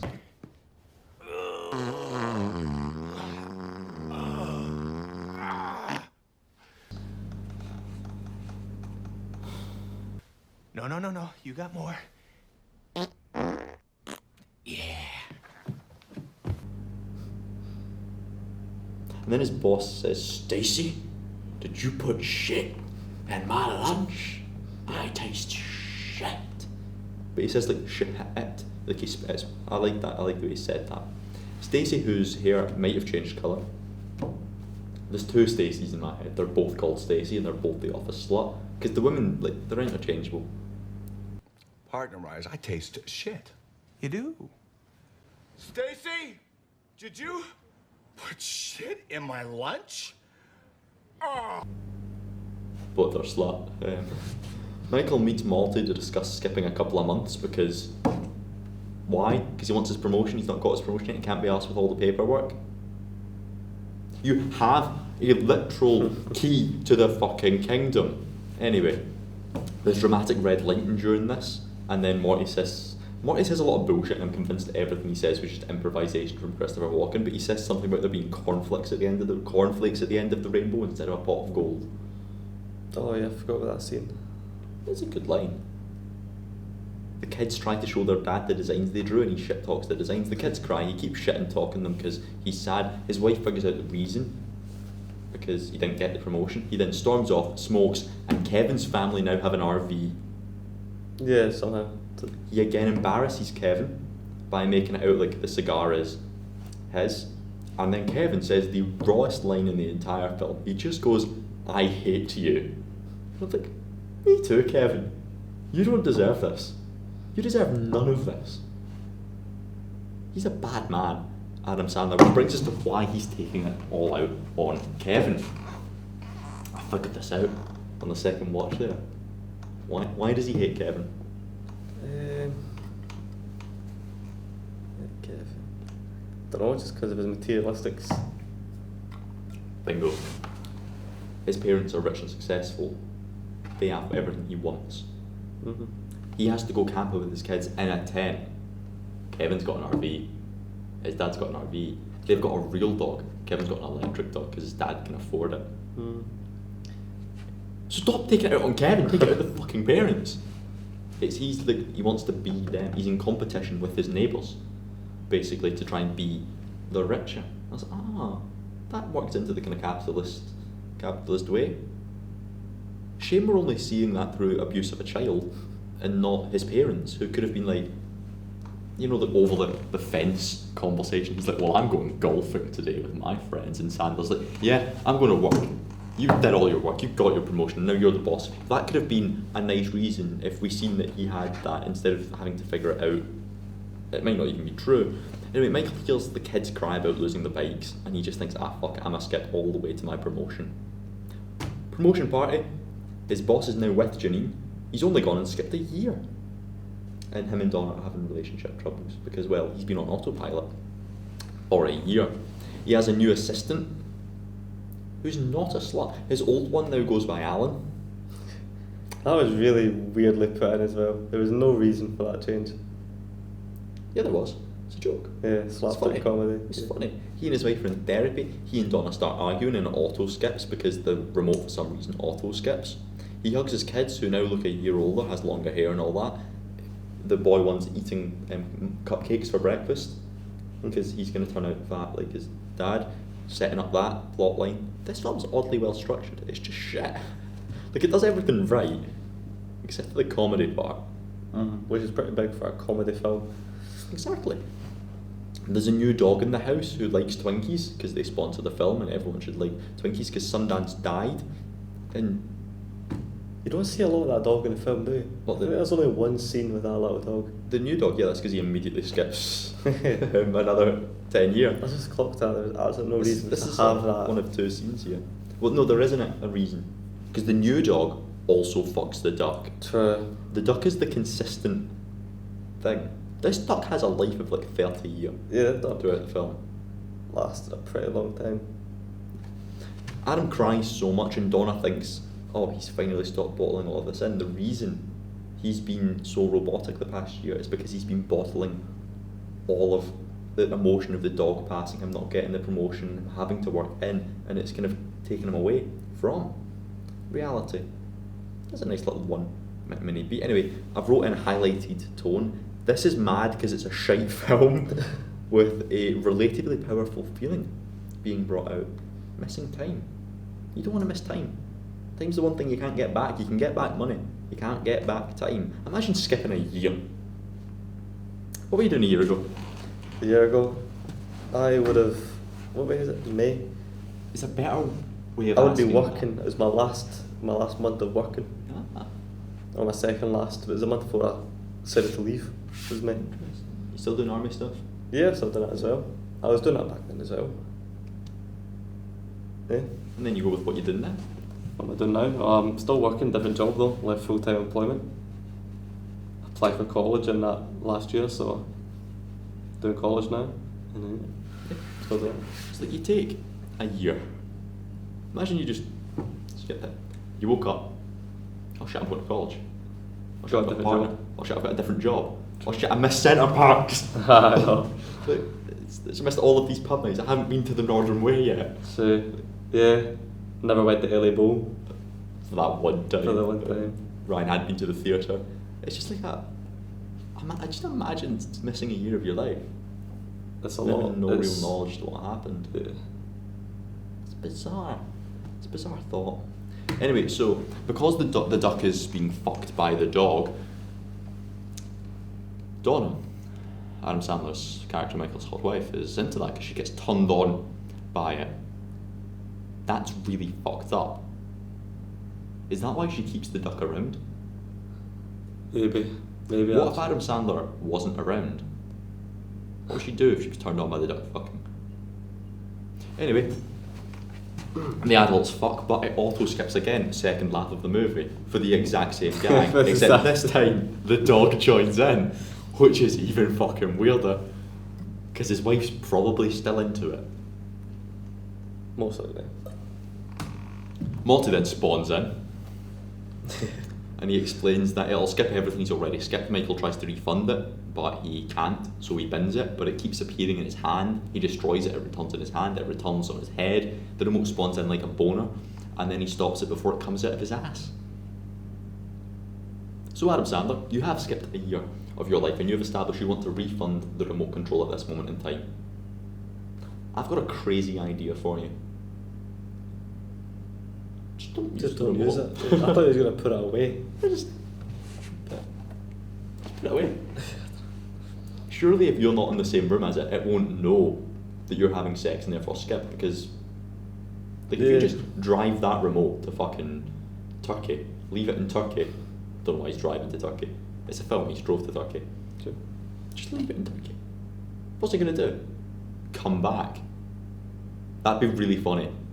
If he like drove it to Turkey, left it there, came back to us, just sat waiting for him. That's a funny joke. Instead of it coming out of his ass or looking like a boner.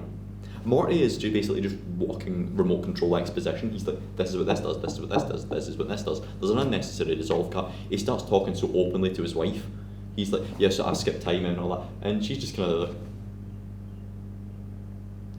and then he's like, I can't have arguments, I'm scared to do it, I can't get dressed, I have to go to work, I have to cycle because I can't get stuck in traffic. Whilst the Strokes some days plays. What a belter of a song. Now, the last line that this song has before it finishes is, I'm not wasting any more time. Well, they're picking really thematic songs because there's so many songs about this plot line. Pink Floyd, all of Pink Floyd's songs are basically about this. I really like how the film actually goes from being a shite comedy to like a real film about like fathers, sons, and fathers, like fatherhood and grandpahood. Anyway, is there anything in life you would skip? Yeah, if I would skip. You have the option, you know, you've got the universal remote, you could just skip some things. I wouldn't mind skipping like an hour at a time.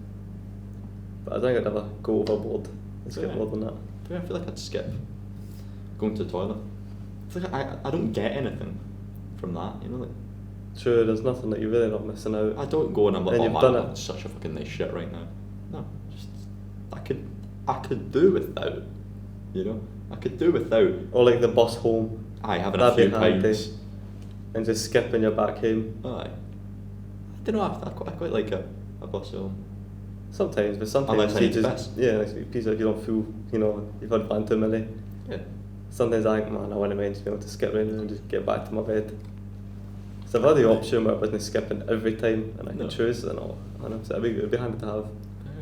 I think, I don't know, I think when you get old and you look back on it, you'd be like, say you're like 70, you'd be like, shit, you know, if you skip 100 times, that's 100 hours, that's 4 days, the time you just lost. Yeah, I'd just skip pissing and shit, you know, like. So, I don't know. I don't know, I definitely get skip. nothing from that. But can you, so you're saying if you had a remote that allows you to specifically skip the time frame that it took for you to take a shit, you'd be like all for it. It's like 2 minutes tops. It's like 2 minutes a day, Surely you're missing out on. and they're not an days of enjoyable 2 sadness. minutes. They're just 2 minutes where I'm sat, and then I get up.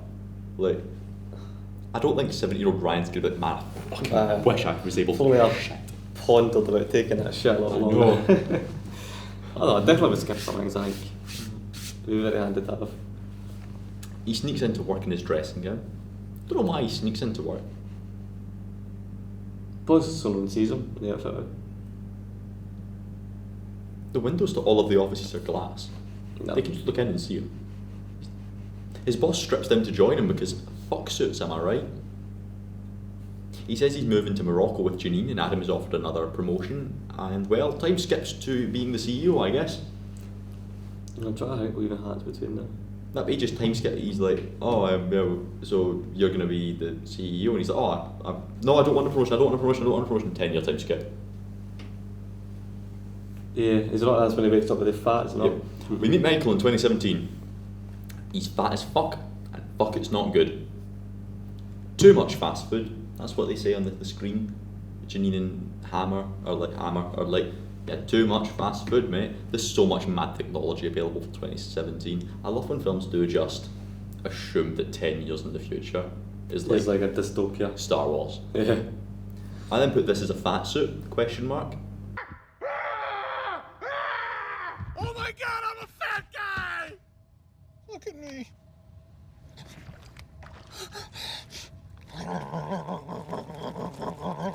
Oh, what is this? I got titties. I got juicy titties. What is that? Oh god. He's got titties. Good note, Ryan, well done. The remote is in his belly. He's like, oh, I just skipped to taking me home. What if he didn't skip when he found the remote in his belly, though? What if there was a deleted scene in here that would actually warrant you wanting to be taken home? What do you think the deleted scene is? What do you mean? Deleted scene? There's a scene that was originally in the film, Yeah, they deleted, that is between this and him going home in the fat suit with his juicy ass. Why would they? I don't know what they could have done that they would, because it's not like this, you know, it's not like the movie's very high, you know, Right. quality. So Exactly. this must have been a really either shit scene or a really out of touch film to delete it, surely. I think it's out of touch. And also does it as a plot hole. I just don't know. I really He has sex. Which of course is established that Otto skips. With who? Stacey the office slut. Is it? There's the deleted scene where Michael has a foursome with Stacey the office slut and Stacey the office slut 2 and his old assistant Alan.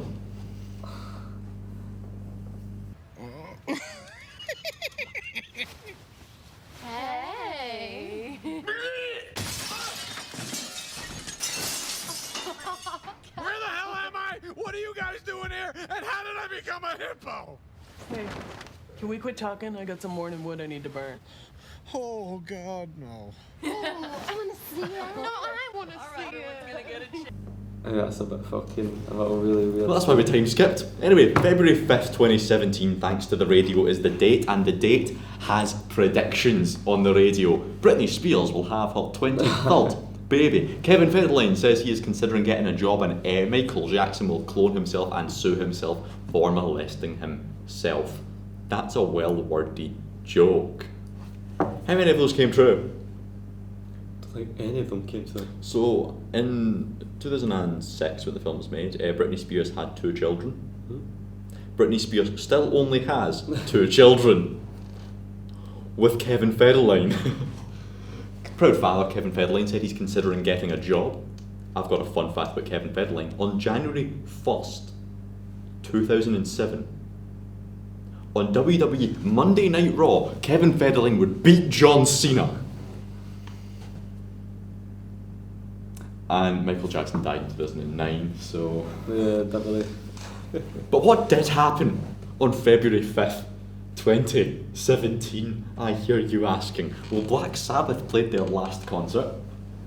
The #1 song in the UK was The Shape of You by Ed Sheeran. Oh, The top 3 films of the weekend. What do you think they were? I think you could get one of these. 17. My God, I can't even think that far back, can I? One's a children's film, one's a thriller, and one's an action movie. It wasn't going to be like a Transformers film, would it? They weren't. Is that when like King Kong came out of Skull Island? It may have been, but it's not in the top 3 of this week. I don't think that's been February 2017. One's a action, one's a thriller, I'd say thriller. and one with a child's. Slash horror. I I cannot think, honestly, I cannot tell you. James McAvoy stars in one, Keanu Reeves stars in the other. Oh, is it John 1 and John Wick? John Wick 2 Yeah, John is Wick. the second biggest film of this weekend. The Child Man's throwing me off as a children's film being the biggest grossing. It's part of a franchise, and it's kind of the sequel to an awesome movie. And the other one was a horror thriller. With James McAvoy. I don't know, I could sit here and think all day and I don't know if I'd get The it. number one film of February 5th, 2017 was Split. Split? What's James that? McAvoy, M. Night Shyamalan, horror thriller. Really, really good. He's got like 23 personalities. Is that... I can't even mind it, to be fair. Part of his trilogy with Glass and Unbreakable. And the third one, the children's one, the Lego Batman movie. That came out in 2017? I had a feeling I'd be a lot older. Lego Batman. Well, there's thousands of Lego Batman There's so movies, many. but There's so many the Lego sequel movies. to the Lego movie, Lego Batman movie. What were you doing on February 5th, 2017? A question that you might be able to answer, actually. 2017. So we'd have been in 12. So we would have primary been... 7. Was that primary 7? Yeah, because we started secondary in 2017, so we'd have been the last half of primary 7. I don't think Fortnite was a thing then, was it? No. It was just after that, in like S1, early S1. Yeah. Maybe. I thought it would have been Dolphin House, that was early on, like probably the... I can tell you it was a 2016. Sunday. If it was a Sunday, so I wouldn't have been at school. The Sunday, P7. Probably just didn't know who was playing. What would have been the console at the time? PS4, I think it would have been a PS4.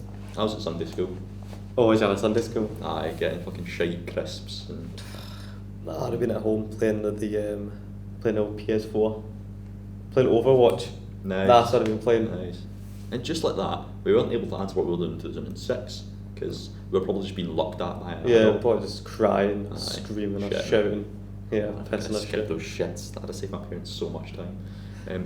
But the most interesting thing that happened on February 5th, 2017 was the Super Bowl. When was the Super Bowl? It was on that date. Is that every year? Is it Yeah, it's every year. Oh, Super Bowl was every year. The New England Patriots overcame I don't know what any of this means, 3-28 deficit. So I think they were very fucking far behind to beat the Atlanta Falcons in one of the biggest comebacks in Super Bowl history. And it was the first time that the Super Bowl was ever decided in overtime. There you go. The more you know. Thank you, Click. But no, Michael Jackson did not molest himself. I mean, he probably did. He's in a snowsuit because it's February, and he goes home and sees his equally overweight son, now played by Jonah Hill. Oh. It was Jonah Hill. Who makes a joke about Rosie O'Donnell. His teen daughter has boobs and she's not fat and she has a boyfriend and he threatens to burn down his house. His son's eating Twinkies, by the way. I mean, he's like, leave the Twinkies, Jonah Hill. Peanut, the old dog, is now dead. This new dog is called Shaggy, and this new dog likes being fucked by the duck. A decent enough review. Is Peanut dead too? And this one's got the duck doing all the work. Ah! I would argue. Adam then throttles Donna's new man. It's funny because it's Michael Newman and now Donna's got a new man and Donna new man. Anyway, that's drunk Ryan, so that's they argue, and because they argue, time skips, but he pauses it. True, it does. Well done, Adam. You did some thinking. That he notices the treehouse still isn't built. He shouts out to Morty. Morty then spawns in and it's like, well, I mean, you always put work over home. So anytime you try to do family, you do work, basically. But you can still win her back. You're a young man. He's like 50 odd now. He's not that young. Like, if I was 50 and told I could start my life again, but I have to be 50 going forward, I think I'd just kind of, like, I wouldn't try and find something, like, yeah, like, nah, I wouldn't change my life at the age of 50, surely. Maybe I would, why not? Become a brickie or something. Become a fireman, do something like so stupid. So physically straining. Anyway, so the new boyfriend is Bill, the Speedo wearing PE teacher. That's nice. Came full circle. That's nice. He writes a little love letter on a napkin like they did. He then kicks the new man in the balls 3 times, probably enough to kill him.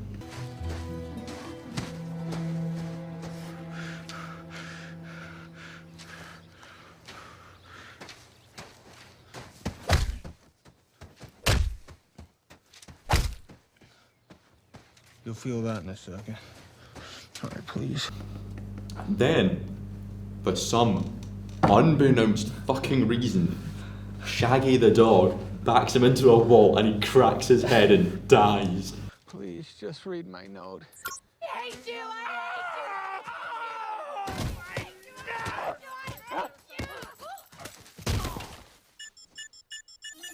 I think.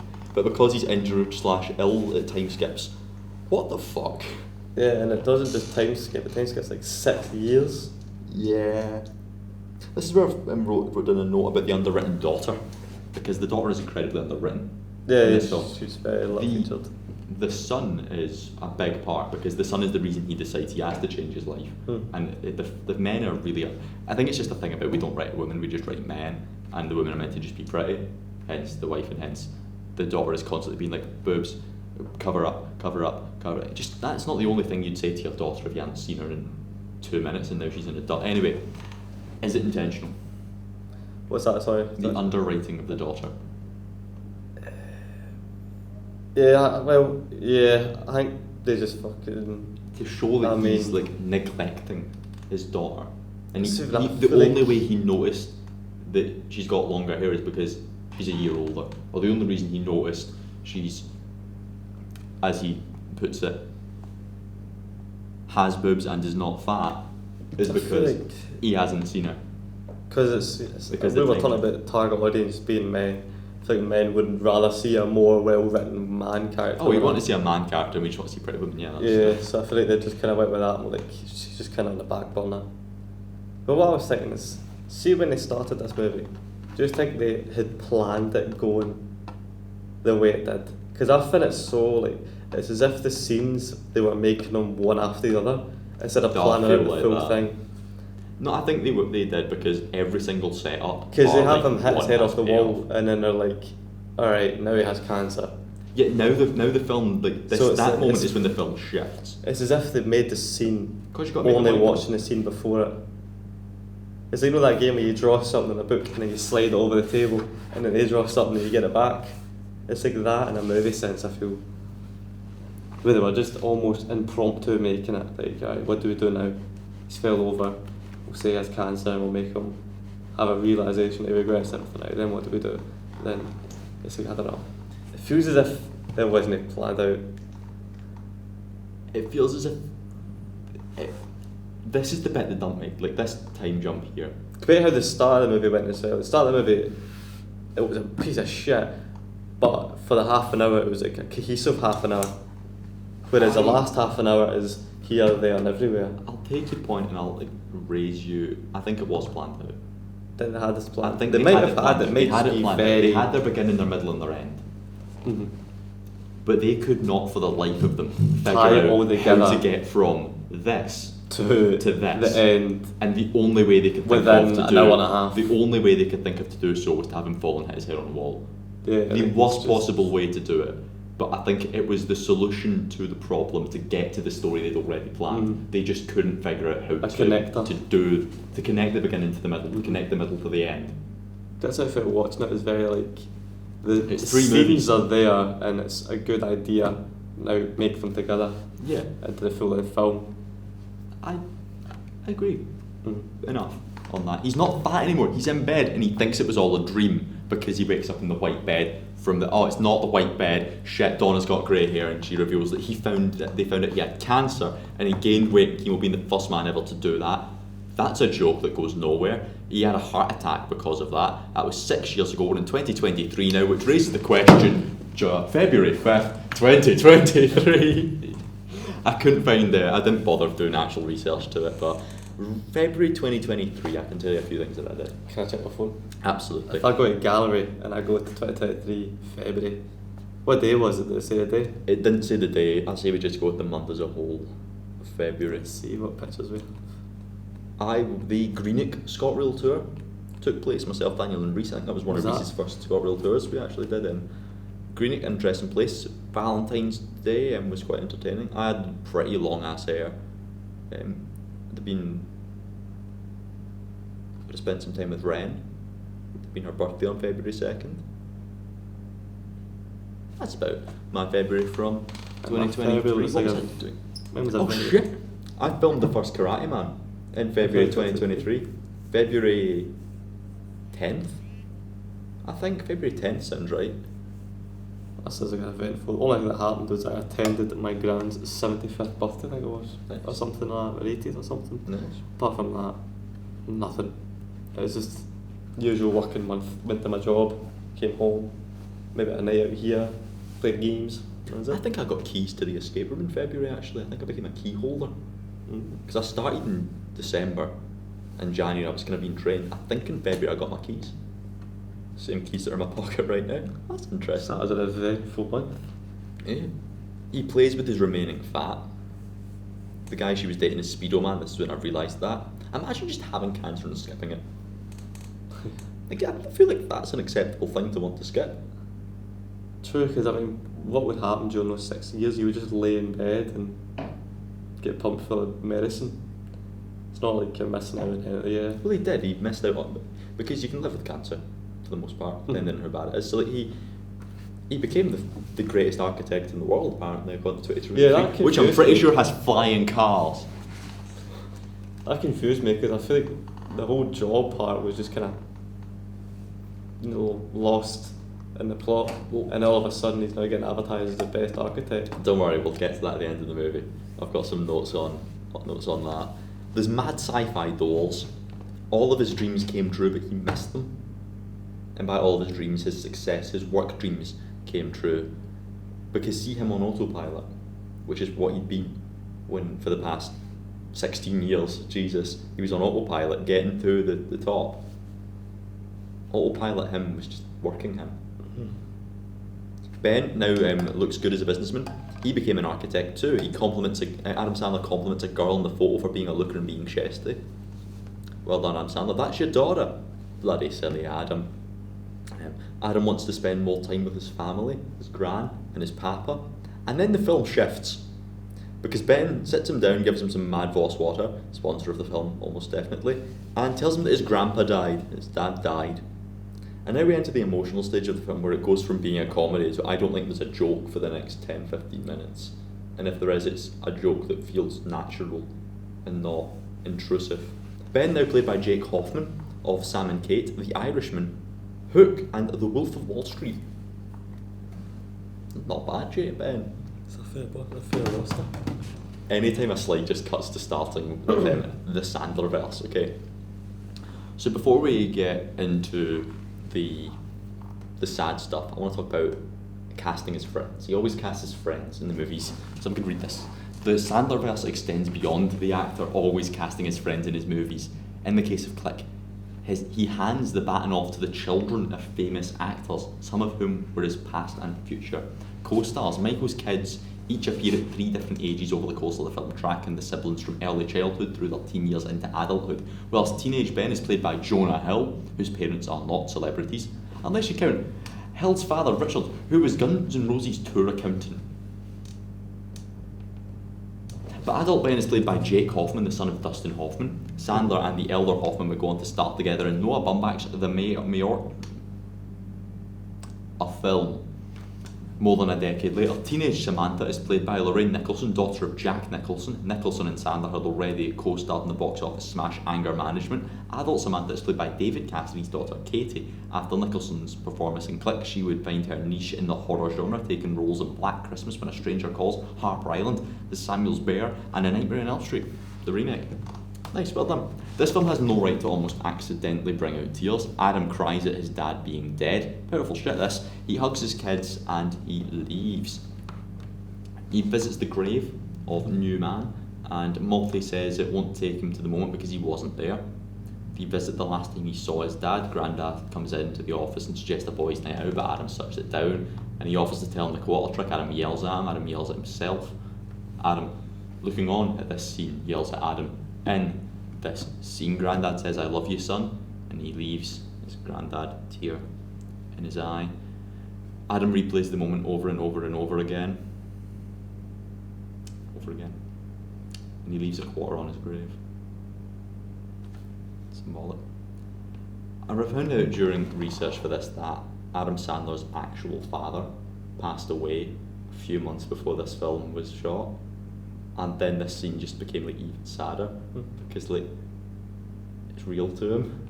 His dad actually did pass away, and you never know when the last time you're going to see someone is for the most part. So I imagine that was a very hard scene to film. Harvey Wickleman, the guy that plays his dad in the movie, kind of felt like on-set dad to Adam Sandler, just making sure he was okay. But I know here where it's like, I would look back at old memories a lot. But see, like, why watch something on the telly? Like, when I could just watch. Oh, you did, yeah. That would be pretty interesting. Yeah, no, that would be interesting. Even like days that you don't remember, just put you're them like, back. You're in there. You're like experiencing. You remember it. Remember the smell. Remember the touch. Remember the feel. Remember the day. Yeah, like, could use it to. I mean, you could use it to learn shit. True as well. You could use it to study. Mm-hmm.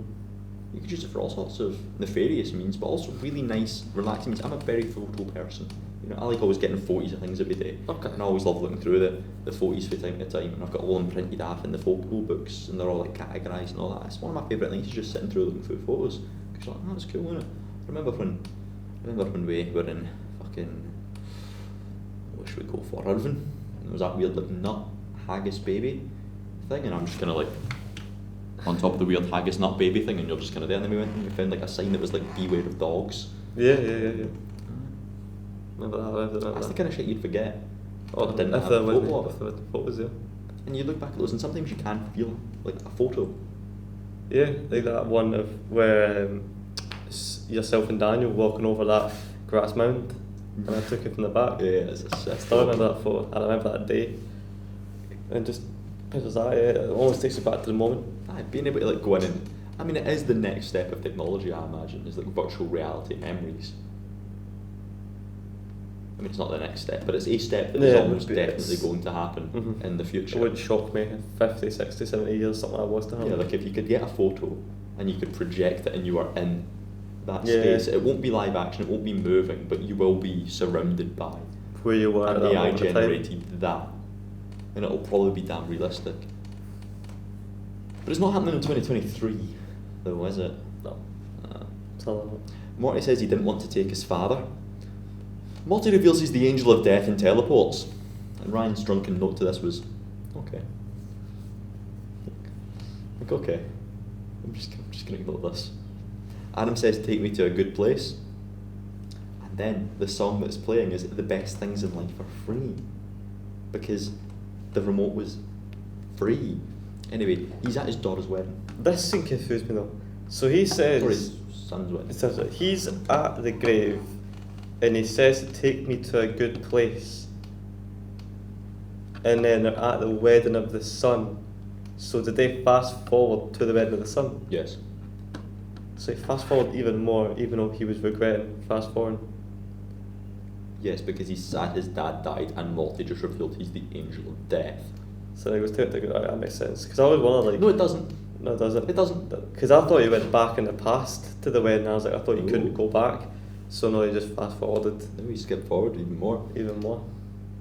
So and we'll then, say we're in 2025 because that's kind of so fun. he's at the grave after he was cured of cancer. Yes. And then he fast forwards to the wedding. Yes. And he's at the wedding. Like dramatic noise. He does a speech of sorts. Yeah, not very good one. It's like decent. Like wedding speeches. It wasn't an awkward one. Yeah. Which is your main goal, I think. Considering he just spawned in and didn't know what was going on, what's your thoughts on weddings? Or the bride's name or anything. So that's too bad. What do you make of weddings though? I think it's a weird thing. I think they're nice, but I don't see myself getting married because it's a lot of money to spend for, the status. I think that's all it is status. It is a title. Literally, a regular title. You don't really get any benefit from it other than, confusion for a divorce. Yeah, exactly. So, I don't know. I think it's a weird thing, marriage. Yeah. What do you mean weddings themselves? Like, they're boring. Yeah, I've been boring. to two in my life, and my God. they last a long. Maybe it's because I couldn't drink. Maybe I'd enjoy them if I could have a wee bit of the Here's where the bubbly. catch comes in. I imagine going to like, I don't know, my aunt and uncle's wedding. Getting boring. See like Daniel's wedding. Oh, I think Like, it's see weird. when you're that like way. your pals' Aye, wedding. essentially when we like start we're the getting best married. men or something. Aye, and it's like we're all sitting in suited making fun of the fucking whoever twat's getting married, getting fucking rat-arsed, dancing on the dance floor because Daniel's just got fucking Fontaines and Kaiser Chiefs as his music. That'd be Playing a good Starlight, wedding. and Sandy's just kind of there like pissed probably. Daniel's just dancing. No, that's a shout. I didn't think of pals Like weddings. that's what I That'd think be you could worth get going good. to. And then obviously like your own Wayne's wedding. It's like weddings I think is a stage old thing. You go as a child, boring. Boring. So boring. Yeah. You Long go drawn out. as a kind of teenager. I imagine they could be alright as a teenager. I've not actually been to a wedding as a teen. No, I don't think. I think I was like 12, 11, 10. I was in first year of my last wedding then, so 12ish. It'd have been in 2017. There you go. The more you know. Adam Sandler's just get cancer when I'm Yeah, a wedding. Yeah, fair enough. You go to the kind of second stage, which is like teen, fair enough. The kind of third stage, which is like your pals getting married and you're there and like you're involved. You're a young adult at 'Cause, that like, point. You're You're an adult. if you're at your pal's wedding, you're no longer a spectator. No, that's true. You're a part of it. Or see if like, I don't know, I say for example Emily's like friend's wedding and you just end up having to drag along, you're probably still a spectator, so it might be a bit boring because you don't really know anybody. But see when it's like your group Aye. and it's your giant, Your circle. your gaff that cost way too much money, so you are going to make You're damn gonna sure make the most out. it was done well. The groom themselves, you know, like they've just they've got a holiday the next day, they're fucking off on a honeymoon, they've just had a mental stag do. They're like, reality isn't really quite real for this person. Yeah, and then when you get old and it's like you're a spectator. But Yeah, with but you've got emotional status. You're, You know, that, like you're, folk know you. you're a status. So you're the and father, and the emotional uncle. involvement because you're watching somebody that you've seen Grow up, go through Absolutely. that. You know, the phases. So basically, the conclusion of this speech is I think weddings are about to start getting fucking good. Good. Whereas I think they were shite in the past, but I mean, start looking for invites to weddings. Any chance any weddings going? it's like when you look in the paper at the obituaries just to go to a funeral, just to try and get like a free lunch or some shit. Anyway, the Cranberries Linger is playing at this wedding and Donna's like, hey, husband, can me and Michael, my ex-husband, please do a dance? And Bill's like, sure. He then pauses time, pulls down Bill's pants, reveals his red Speedos, everyone laughs, and yeah, it's the actual lead singer of the Cranberries, who unfortunately wouldn't have been alive at the time of this wedding. She passed away, I think, 2012 or something, and it's a shame, but it's such a good song, Cranberries Linger. Such a fool for you. He tells Sam to cover up, because that's all he's capable of. It's not like I've weirdly put in all of the Sam boob stuff. But that is all he does when he sees Sam, is makes reference to the fact that she's got boobs. And then she's like, if that's your way of telling me I look pretty, thank you. Sam's acting gets better as she grows up, at least on the bright side. She calls Bill dad, and this legit causes a heart attack. And what is actually the film's funniest scene? What did it say? It was like a vessel burst or something. Yeah, apparently. blood vessel burst. Sam, who is now played by Katie Cassidy, who was in 152 episodes of the TV show Arrow. The more you know. Adam Sandler's relationship with music has always carried over into his films. He played a musician in The Wedding Singer, and the soundtracks are always finely created with classic rock songs. Songs by The Cars and Peter Frampton make appearances in Click, but it's the Cranberries Linger that emerges as a bedrock in Michael and Donna's marriage. The seminal cut off the band's debut album, Everybody Else Is Doing It, so why can't we, is a beautiful tune that encapsulates young love between Michael and Donna during their 90s courtship at a bar. Donna writes, "Will you still love me" in the morning on a napkin, and Michael writes back, "Forever and Babe" is the Cranberries ballad. Pours from the speakers. This is an interview with The Guardian that I think the director had, which is kind of funny. Near the end of the film, Cranberries frontwoman Dolores O'Riordan makes a cameo appearance when she performs Linger at Samantha's wedding. It was the Irish singer's first and only time acting on screen in a non-music video role. She was just singing. The performance foreshadows the older Michael having a heart attack while dancing with Donna, giving the song a full arc and life of its own. Perhaps the Click O'Riordan left the Cranberries in 2003, but eventually claimed that her cameo in the film inspired her to make a comeback, as she told Contact Music via Cranberries World the Cranberries would reunite 3 years later, and she would continue touring until O'Riordan's death in 2018 it was. Thank you, The Guardian. He sees Morty the Angel of Death dancing as he's fainting. He wakes up in a Mad Tech hospital sometime. The next day, I think it is. He's on life support. He popped an artery. And he asks Morty, why did you make me waste my life? That's so fucked, man. Michael Newman, the director of his own life, because that's what we all are, we're all the director of our own lives, and we've got to use every minute. Mad how all the relationships kind of actually feel something in this one scene, and this one scene alone. I believe that is his son, and his daughter, and his partner, and the shitty ex-husband. The film's not good enough, rest of it, for me to believe that, but in this one scene, for some reason works. Ben comes in and he's like, I'm going to cancel my honeymoon because this deal at work is going to fall through. And Michael's like, no, you don't cancel your honeymoon. Oh, but he's already gone, and he's got regret for his own life because he put work first, and if his son's put him work first, and he's turned his son into him, and if his son's going to waste his life because in wasting his own life, he accidentally went on to waste his son's life, but he doesn't want to do that because his son is actually still young, so he drags himself out of bed to see his son. Morty warns him, and basically it's like, you will die, as he goes out into the pissing down rain, because global warming. He runs to Ben in the rain, more rain than I think I've ever seen. Oh, it was fucking teaming it done that. And he keels over. Everyone runs over to see him. Donna, Ben, Samantha. The family comes first, is what he says.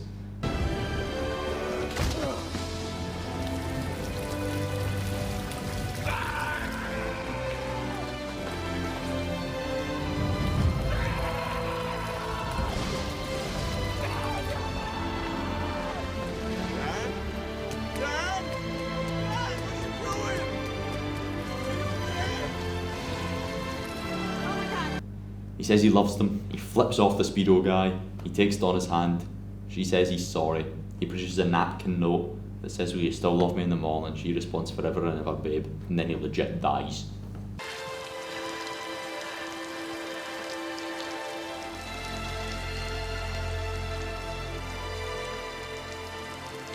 Forever and ever, babe.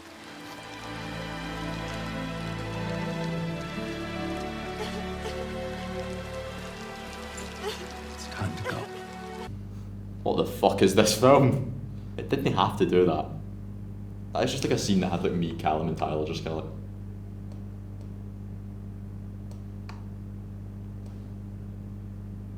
Alright.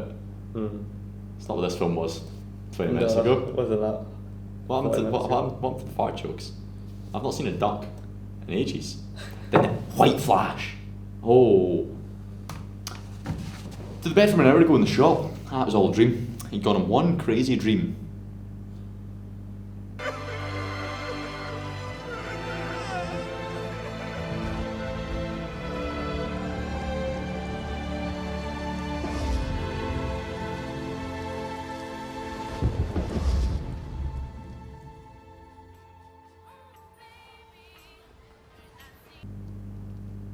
What was your audible response to that? I think it was something along the no fucking way.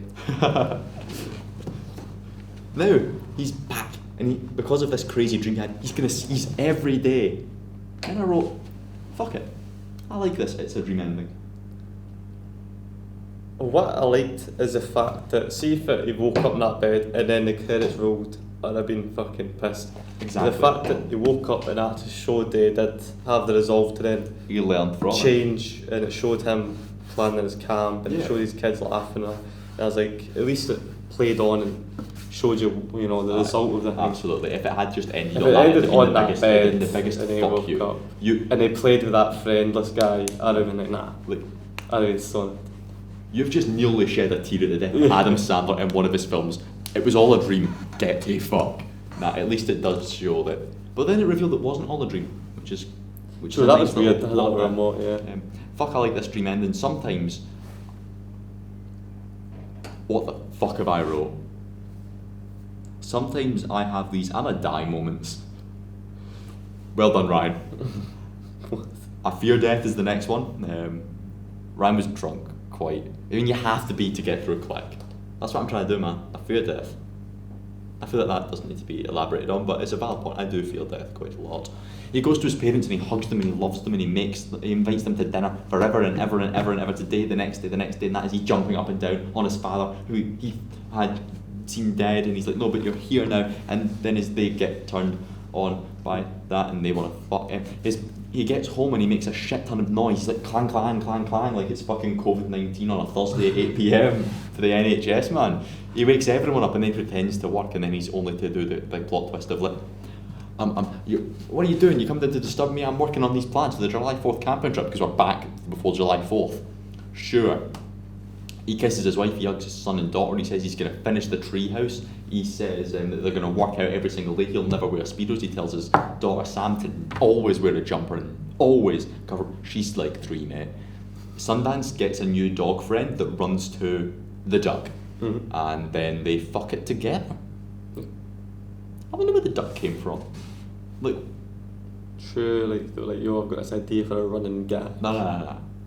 In the story, in Universe, where did the duck Oh, come from? the probably like maybe you know when you're on holiday and you get tickets and you The go and seagulls that you exchange can win at the tickets. arcade.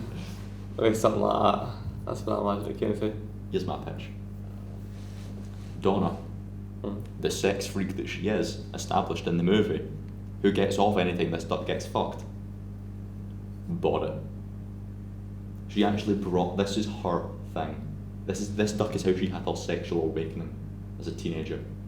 And all of her life, everywhere she goes, every relationship she has, the duck always comes, because the duck was decapitated, and instead of just binning it, She fixed it. she fixed it. That's true. The duck will outlive us all, basically. I think that's the takeaway of this movie. And Donna, she gets quite into this dog to duck action. She goes to them and she's like, I'll go and change into my Pocahontas costume. Why? Why are you changing into your fucking Pocahontas costume? And then he's like, alright, cool, I'll go. And then he sees the remote control on the table with a letter from Morty. So it was real. Morty just, because he's the angel of death, Oh, so sent him back to when it had all begun. he gave him a second chance. Morty's a good angel of death. It was an experiment to help him. Adam then bins it, and it stays binned. And then you only get what you give by the New Rascals plays. And the first, I think, 5 lyrics to that song are work, work, work, work, work. You only get what you give. The music in the film is Very flawless. The music in the film is flawless. It's Very all top very tier. thematic. But Adam Sandler, I raise you the question. You have the universal remote control. Mm-hmm. You could keep it though. You have to bin it. Like, you now know what not to do. Don't ever skip. But like, giving yourself the time. Yeah, or pausing to Pause in just time. watch a movie and not waste an hour and a half. You could just use it responsibly Yeah, kinda. in your future. But I get the point. No, he doesn't need the remote to live the life that he's been looking after, because he already had it and was blinded by the idea of materialism and control. That's how the film ends. The happiness he'd been looking for was right in front of him the whole time, and chasing it actually made his life worse. When he auto fast forwards, he is the same as if he wasn't there. The time skip him was already going down that path. So, with or without Morty, his life was going the same way. If he didn't use the remote and just kept neglecting his wife and kids, Yeah, he it would was- have still ended up divorced fat Yeah. with the promotion though, which is why he does just get So that it's job. not like it Doesn't really matter. changed his life because he fast forwarded. It just kind of showed what was sped going it to up. happen. It sped it up, basically. Yep, he was going down the same path. His job success got better and his home life got worse. He becomes a series of grand gestures. So see, every single time he because imagine being in Donna's shoes, or the kids' shoes. For the whole year, your dad's been a shell of a man, like a dad. And then once a year, he's like, let's go get ice cream. Yeah. Oh my god, the dog's dead. He just becomes a Scented being trying to get things back. Like, he goes back to Donna, he hugs her and he's like, yeah, I've got the nap, I'm going to make it up to you. And then he falls and progresses. head open. But yeah, he kept trying to do one-time investments, but that's not going to fix everything. He's like, I got the promotion, so I bought you a bike. Sorry about not spending time with you. That's not the problem. The problem is you spend time with them. No matter how much he wanted to change, he couldn't see the problem of his ways until he saw it happening to his son. Very well done movie. In theory. Work is just a means to end to earn money. Right? It's like work is a means to an end to earn money. And then what do you do with that money? Spend it. You spend it. What's the point of saving money? True. To spend. So this is when I want to call it Daniel. I feel like Daniel, you need to watch Click. Because see, try to convince Daniel to go on a holiday is the bane of my fucking existence. Yeah, I'll go on a holiday whenever. He likes saving up money. I was like, what for? And he's like, the future. And I'm like, Daniel, I work so I can save up money to spend it and enjoy so yourself. I can spend it when I'm not at work. You're saving up money for a house. You don't need to do that at 19. At the age of 19, yeah. Daniel. You don't need to pay off your mortgage. And I saved up a lot of money, as you know.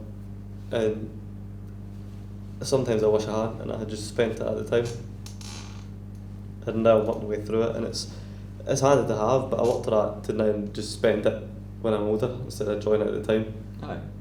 So I mean, it's nice to have. It is nice to have. You should have savings, obviously. Oh, absolutely. Like, but don't spend it. Don't be in debt. Like. Yeah, no.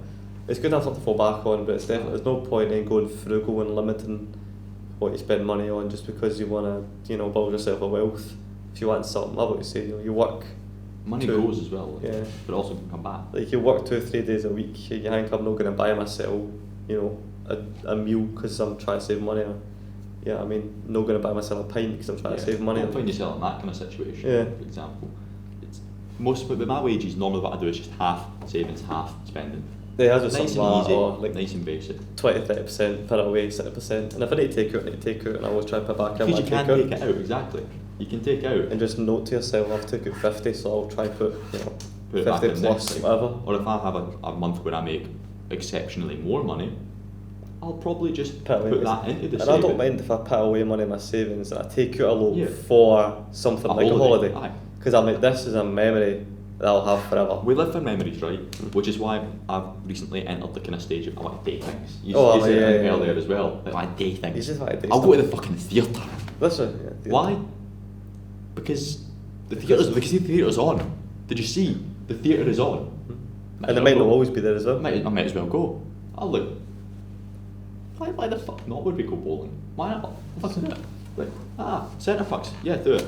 How much is it? Cheap. Cool. Yeah, it's like what, £200 to go on a holiday for extra pucks. That's not even, that's a week's wages. Yeah. It's, you just work for a week and you can go and enjoy yourself for a week. If not a day's wages. That's it. It's a day's wages if I'm working a Saturday, and I work every Saturday, so... The day's wage to have, an experience that we can talk about and bring it up when we're like 40, 50. See when you're mortgaging, what are you going to talk about? Scott the Thills? Exactly, let's say, when I'm 40 and say... Don't get me wrong, I will when I'm 40 be talking about that one time I went to fucking partner. It was a sex doll and all that, but I'd like other stories as well, stories from like that one time I went to Morocco. Oh, I have stuff as well. Just, I think even like we days, like fucking, say when we're like 50, 60, back, and like, you mind that time we watched Click in the University of West Scotland and it's made a podcast about you, like, I remember doing that, that was a good day. And then, in the virtual reality that we now live in, because... We rewind to that. We either rewind to it, or we just get it up and we live in this space with us two here watching this podcast. And then we watch ourselves speak on a fucking dick. Bitch slap Ryan across the face, get up on the table, fart on his face, like, oh, babe. Take out the Mossy times. I'll kill him. And then I drop deed. And then I'll sell a camera and podcast the podcast. And then we had a podcastception. My God. We live to make the memories. Then just spend money, basically. Yeah, spend money. If you've got a decent amount of money, spend some. True. Because you don't want to end up talking about, I remember working at Wassels.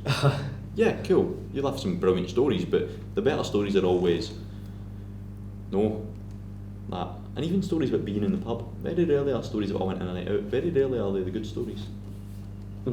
Because when you're at the pub, you're only just telling the stories. Like reminiscing on them And almost. that makes a good night at the pub. And if you can tell a story like 2-3 times, it still be funny. Like you know it's like a story. Like when you hear something 100 times, you're like. I mean, I've heard a lot of Daniel stories with 15, 20, You 30,000 still times. want to hear We them have the again. same conversations over and over again. But- See that one photo that me and Daniel were like young and we get the cup, the best friendship trophy. Mm. I'll get it up. It's very. I was doing some research into some stuff for another podcast the other day, and this photo came up, and it was an interesting time. I'm pretty sure it's down here. If you cover whilst I search for this, Would you want to yap about just? never mind, I've already found Oh, it. there you go. This image. Yeah. I've seen that. That's me and Daniel's best friendship award for being like good friends and that, really good personality and that. That was 13 years ago. We need another fucking trophy. Because I always wondered why me and Daniel got this trophy. Like the amount of friends at Kincaidstone Primary that existed. I swear we're the only friendship from Kincaidstone Primary that's still going that isn't Josh and Callum. True. That's why we got the friendship trophy. Anyway, he only learned the wrong ways of his ways on his deathbed. Don't find yourself in that situation. Don't let your life pass you by. You cannot go back and change it. Feels like a really weird time to then go into some Sandlerverse admin. But some Sandlerverse admin. Adam Sandler always made a habit of casting his best friends, mainly David Spade, Kevin James, Chris Rock, and Rod Schneider in his movies. This ensemble takes its spotlight in Grown Ups and Grown Ups 2, but co-stars pop up in small roles throughout his ventures. Well, I remember James playing Eric Lamonsoff in Grown Ups. You may not know that the character is named after a real person. Eric Lamonsoff, of course, is the name.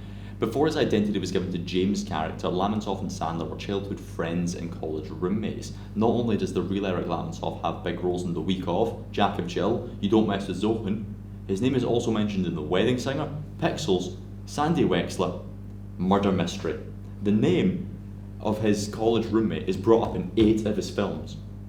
We'll make that 9. And Click. In Click, Lamonsoff is referred to by Amar David Hasselhoff as the former CEO of the architecture company where Michael and Amar worked. You know the one that killed himself? Yeah.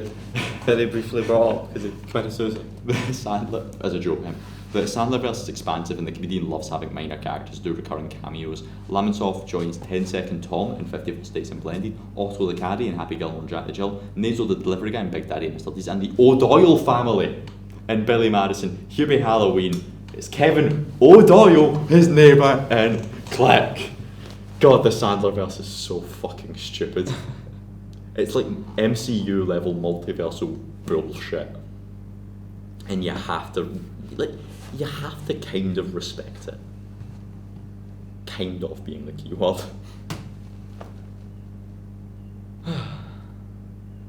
I had way too much energy to talk about Click, I'd argue. Like, fuck, it's a shit film.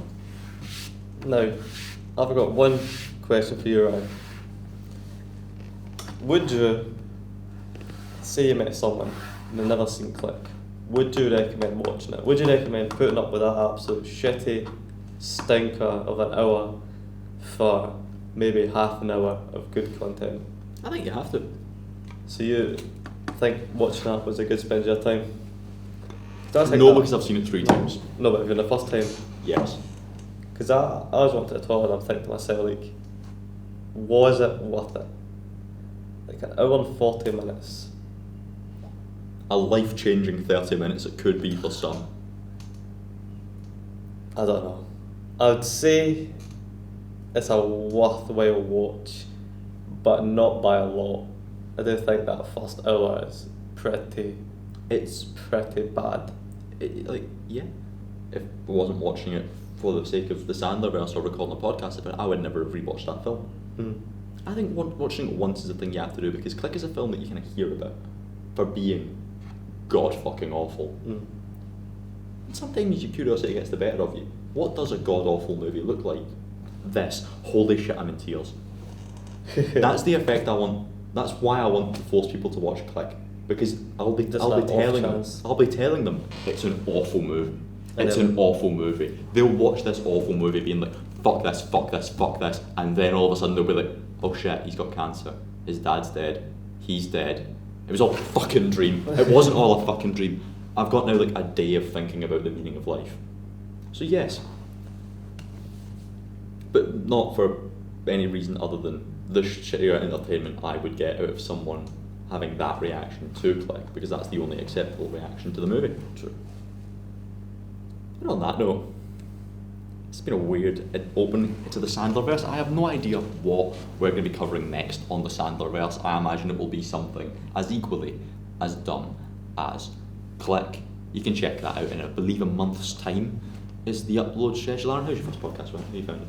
I've enjoyed it. Smashing. Almost forget that the camera's actually on, to be honest. That's what you aim for. That's what you just hope to have a good conversation. It helps because the camera's quite far away. True. It's not like in your face. Yeah, but you'll be back in the podcast, right? 100%. Yeah, smashing. Anytime, gives a bell. I'm happy. More than We'll happy. have our piss takes podcast. Oh, that'd be soon. good. I'm looking forward to that. I'll get you on the main show to do a wee who the fuck are you going to interview thing, Yeah, but of not course. tonight. You've got a pub to go to, which is how most podcasts go with me. And if you ever have a film that you think I want to talk about, give us a bell and I will talk about literally any I've been film. watching a lot of films recently. I watched what's the one? Is Escape from Alcatraz? Have you seen that? I think it's like a not one I've watched, but it's 1979. it's a Clint name that Eastwood you film. know. Yeah. Yeah, it's a very good. I really enjoyed that. I've watched a lot of stuff.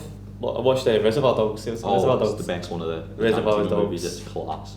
I think it's the best. I don't know how many Tarantino films I've seen, to be honest. But I've seen- from what I've seen, It's Reservoir Dogs. from what I've seen, it's the best. I know I've only seen one as well, but it was a very good film. So I've been watching a lot, to be fair. So maybe. Not any of them that you think I want to hear what Ryan has to say, or his dumb research that has fucking Guardian articles. I mean, It's then done off cut at 11 p.m. we can do another breakdown because 100%. very entertaining. 100%. Bye. Yeah, good night. Oh shit, hello, hi. Hello. Hi. Yeah. You always end the podcast on hello. Thank you very much for listening to this edition of the Sandlerverse. You can see links to the other YouTube channels and other videos on the channel if you would like to check them out. Subscriptions, likes, comments mean the absolute world.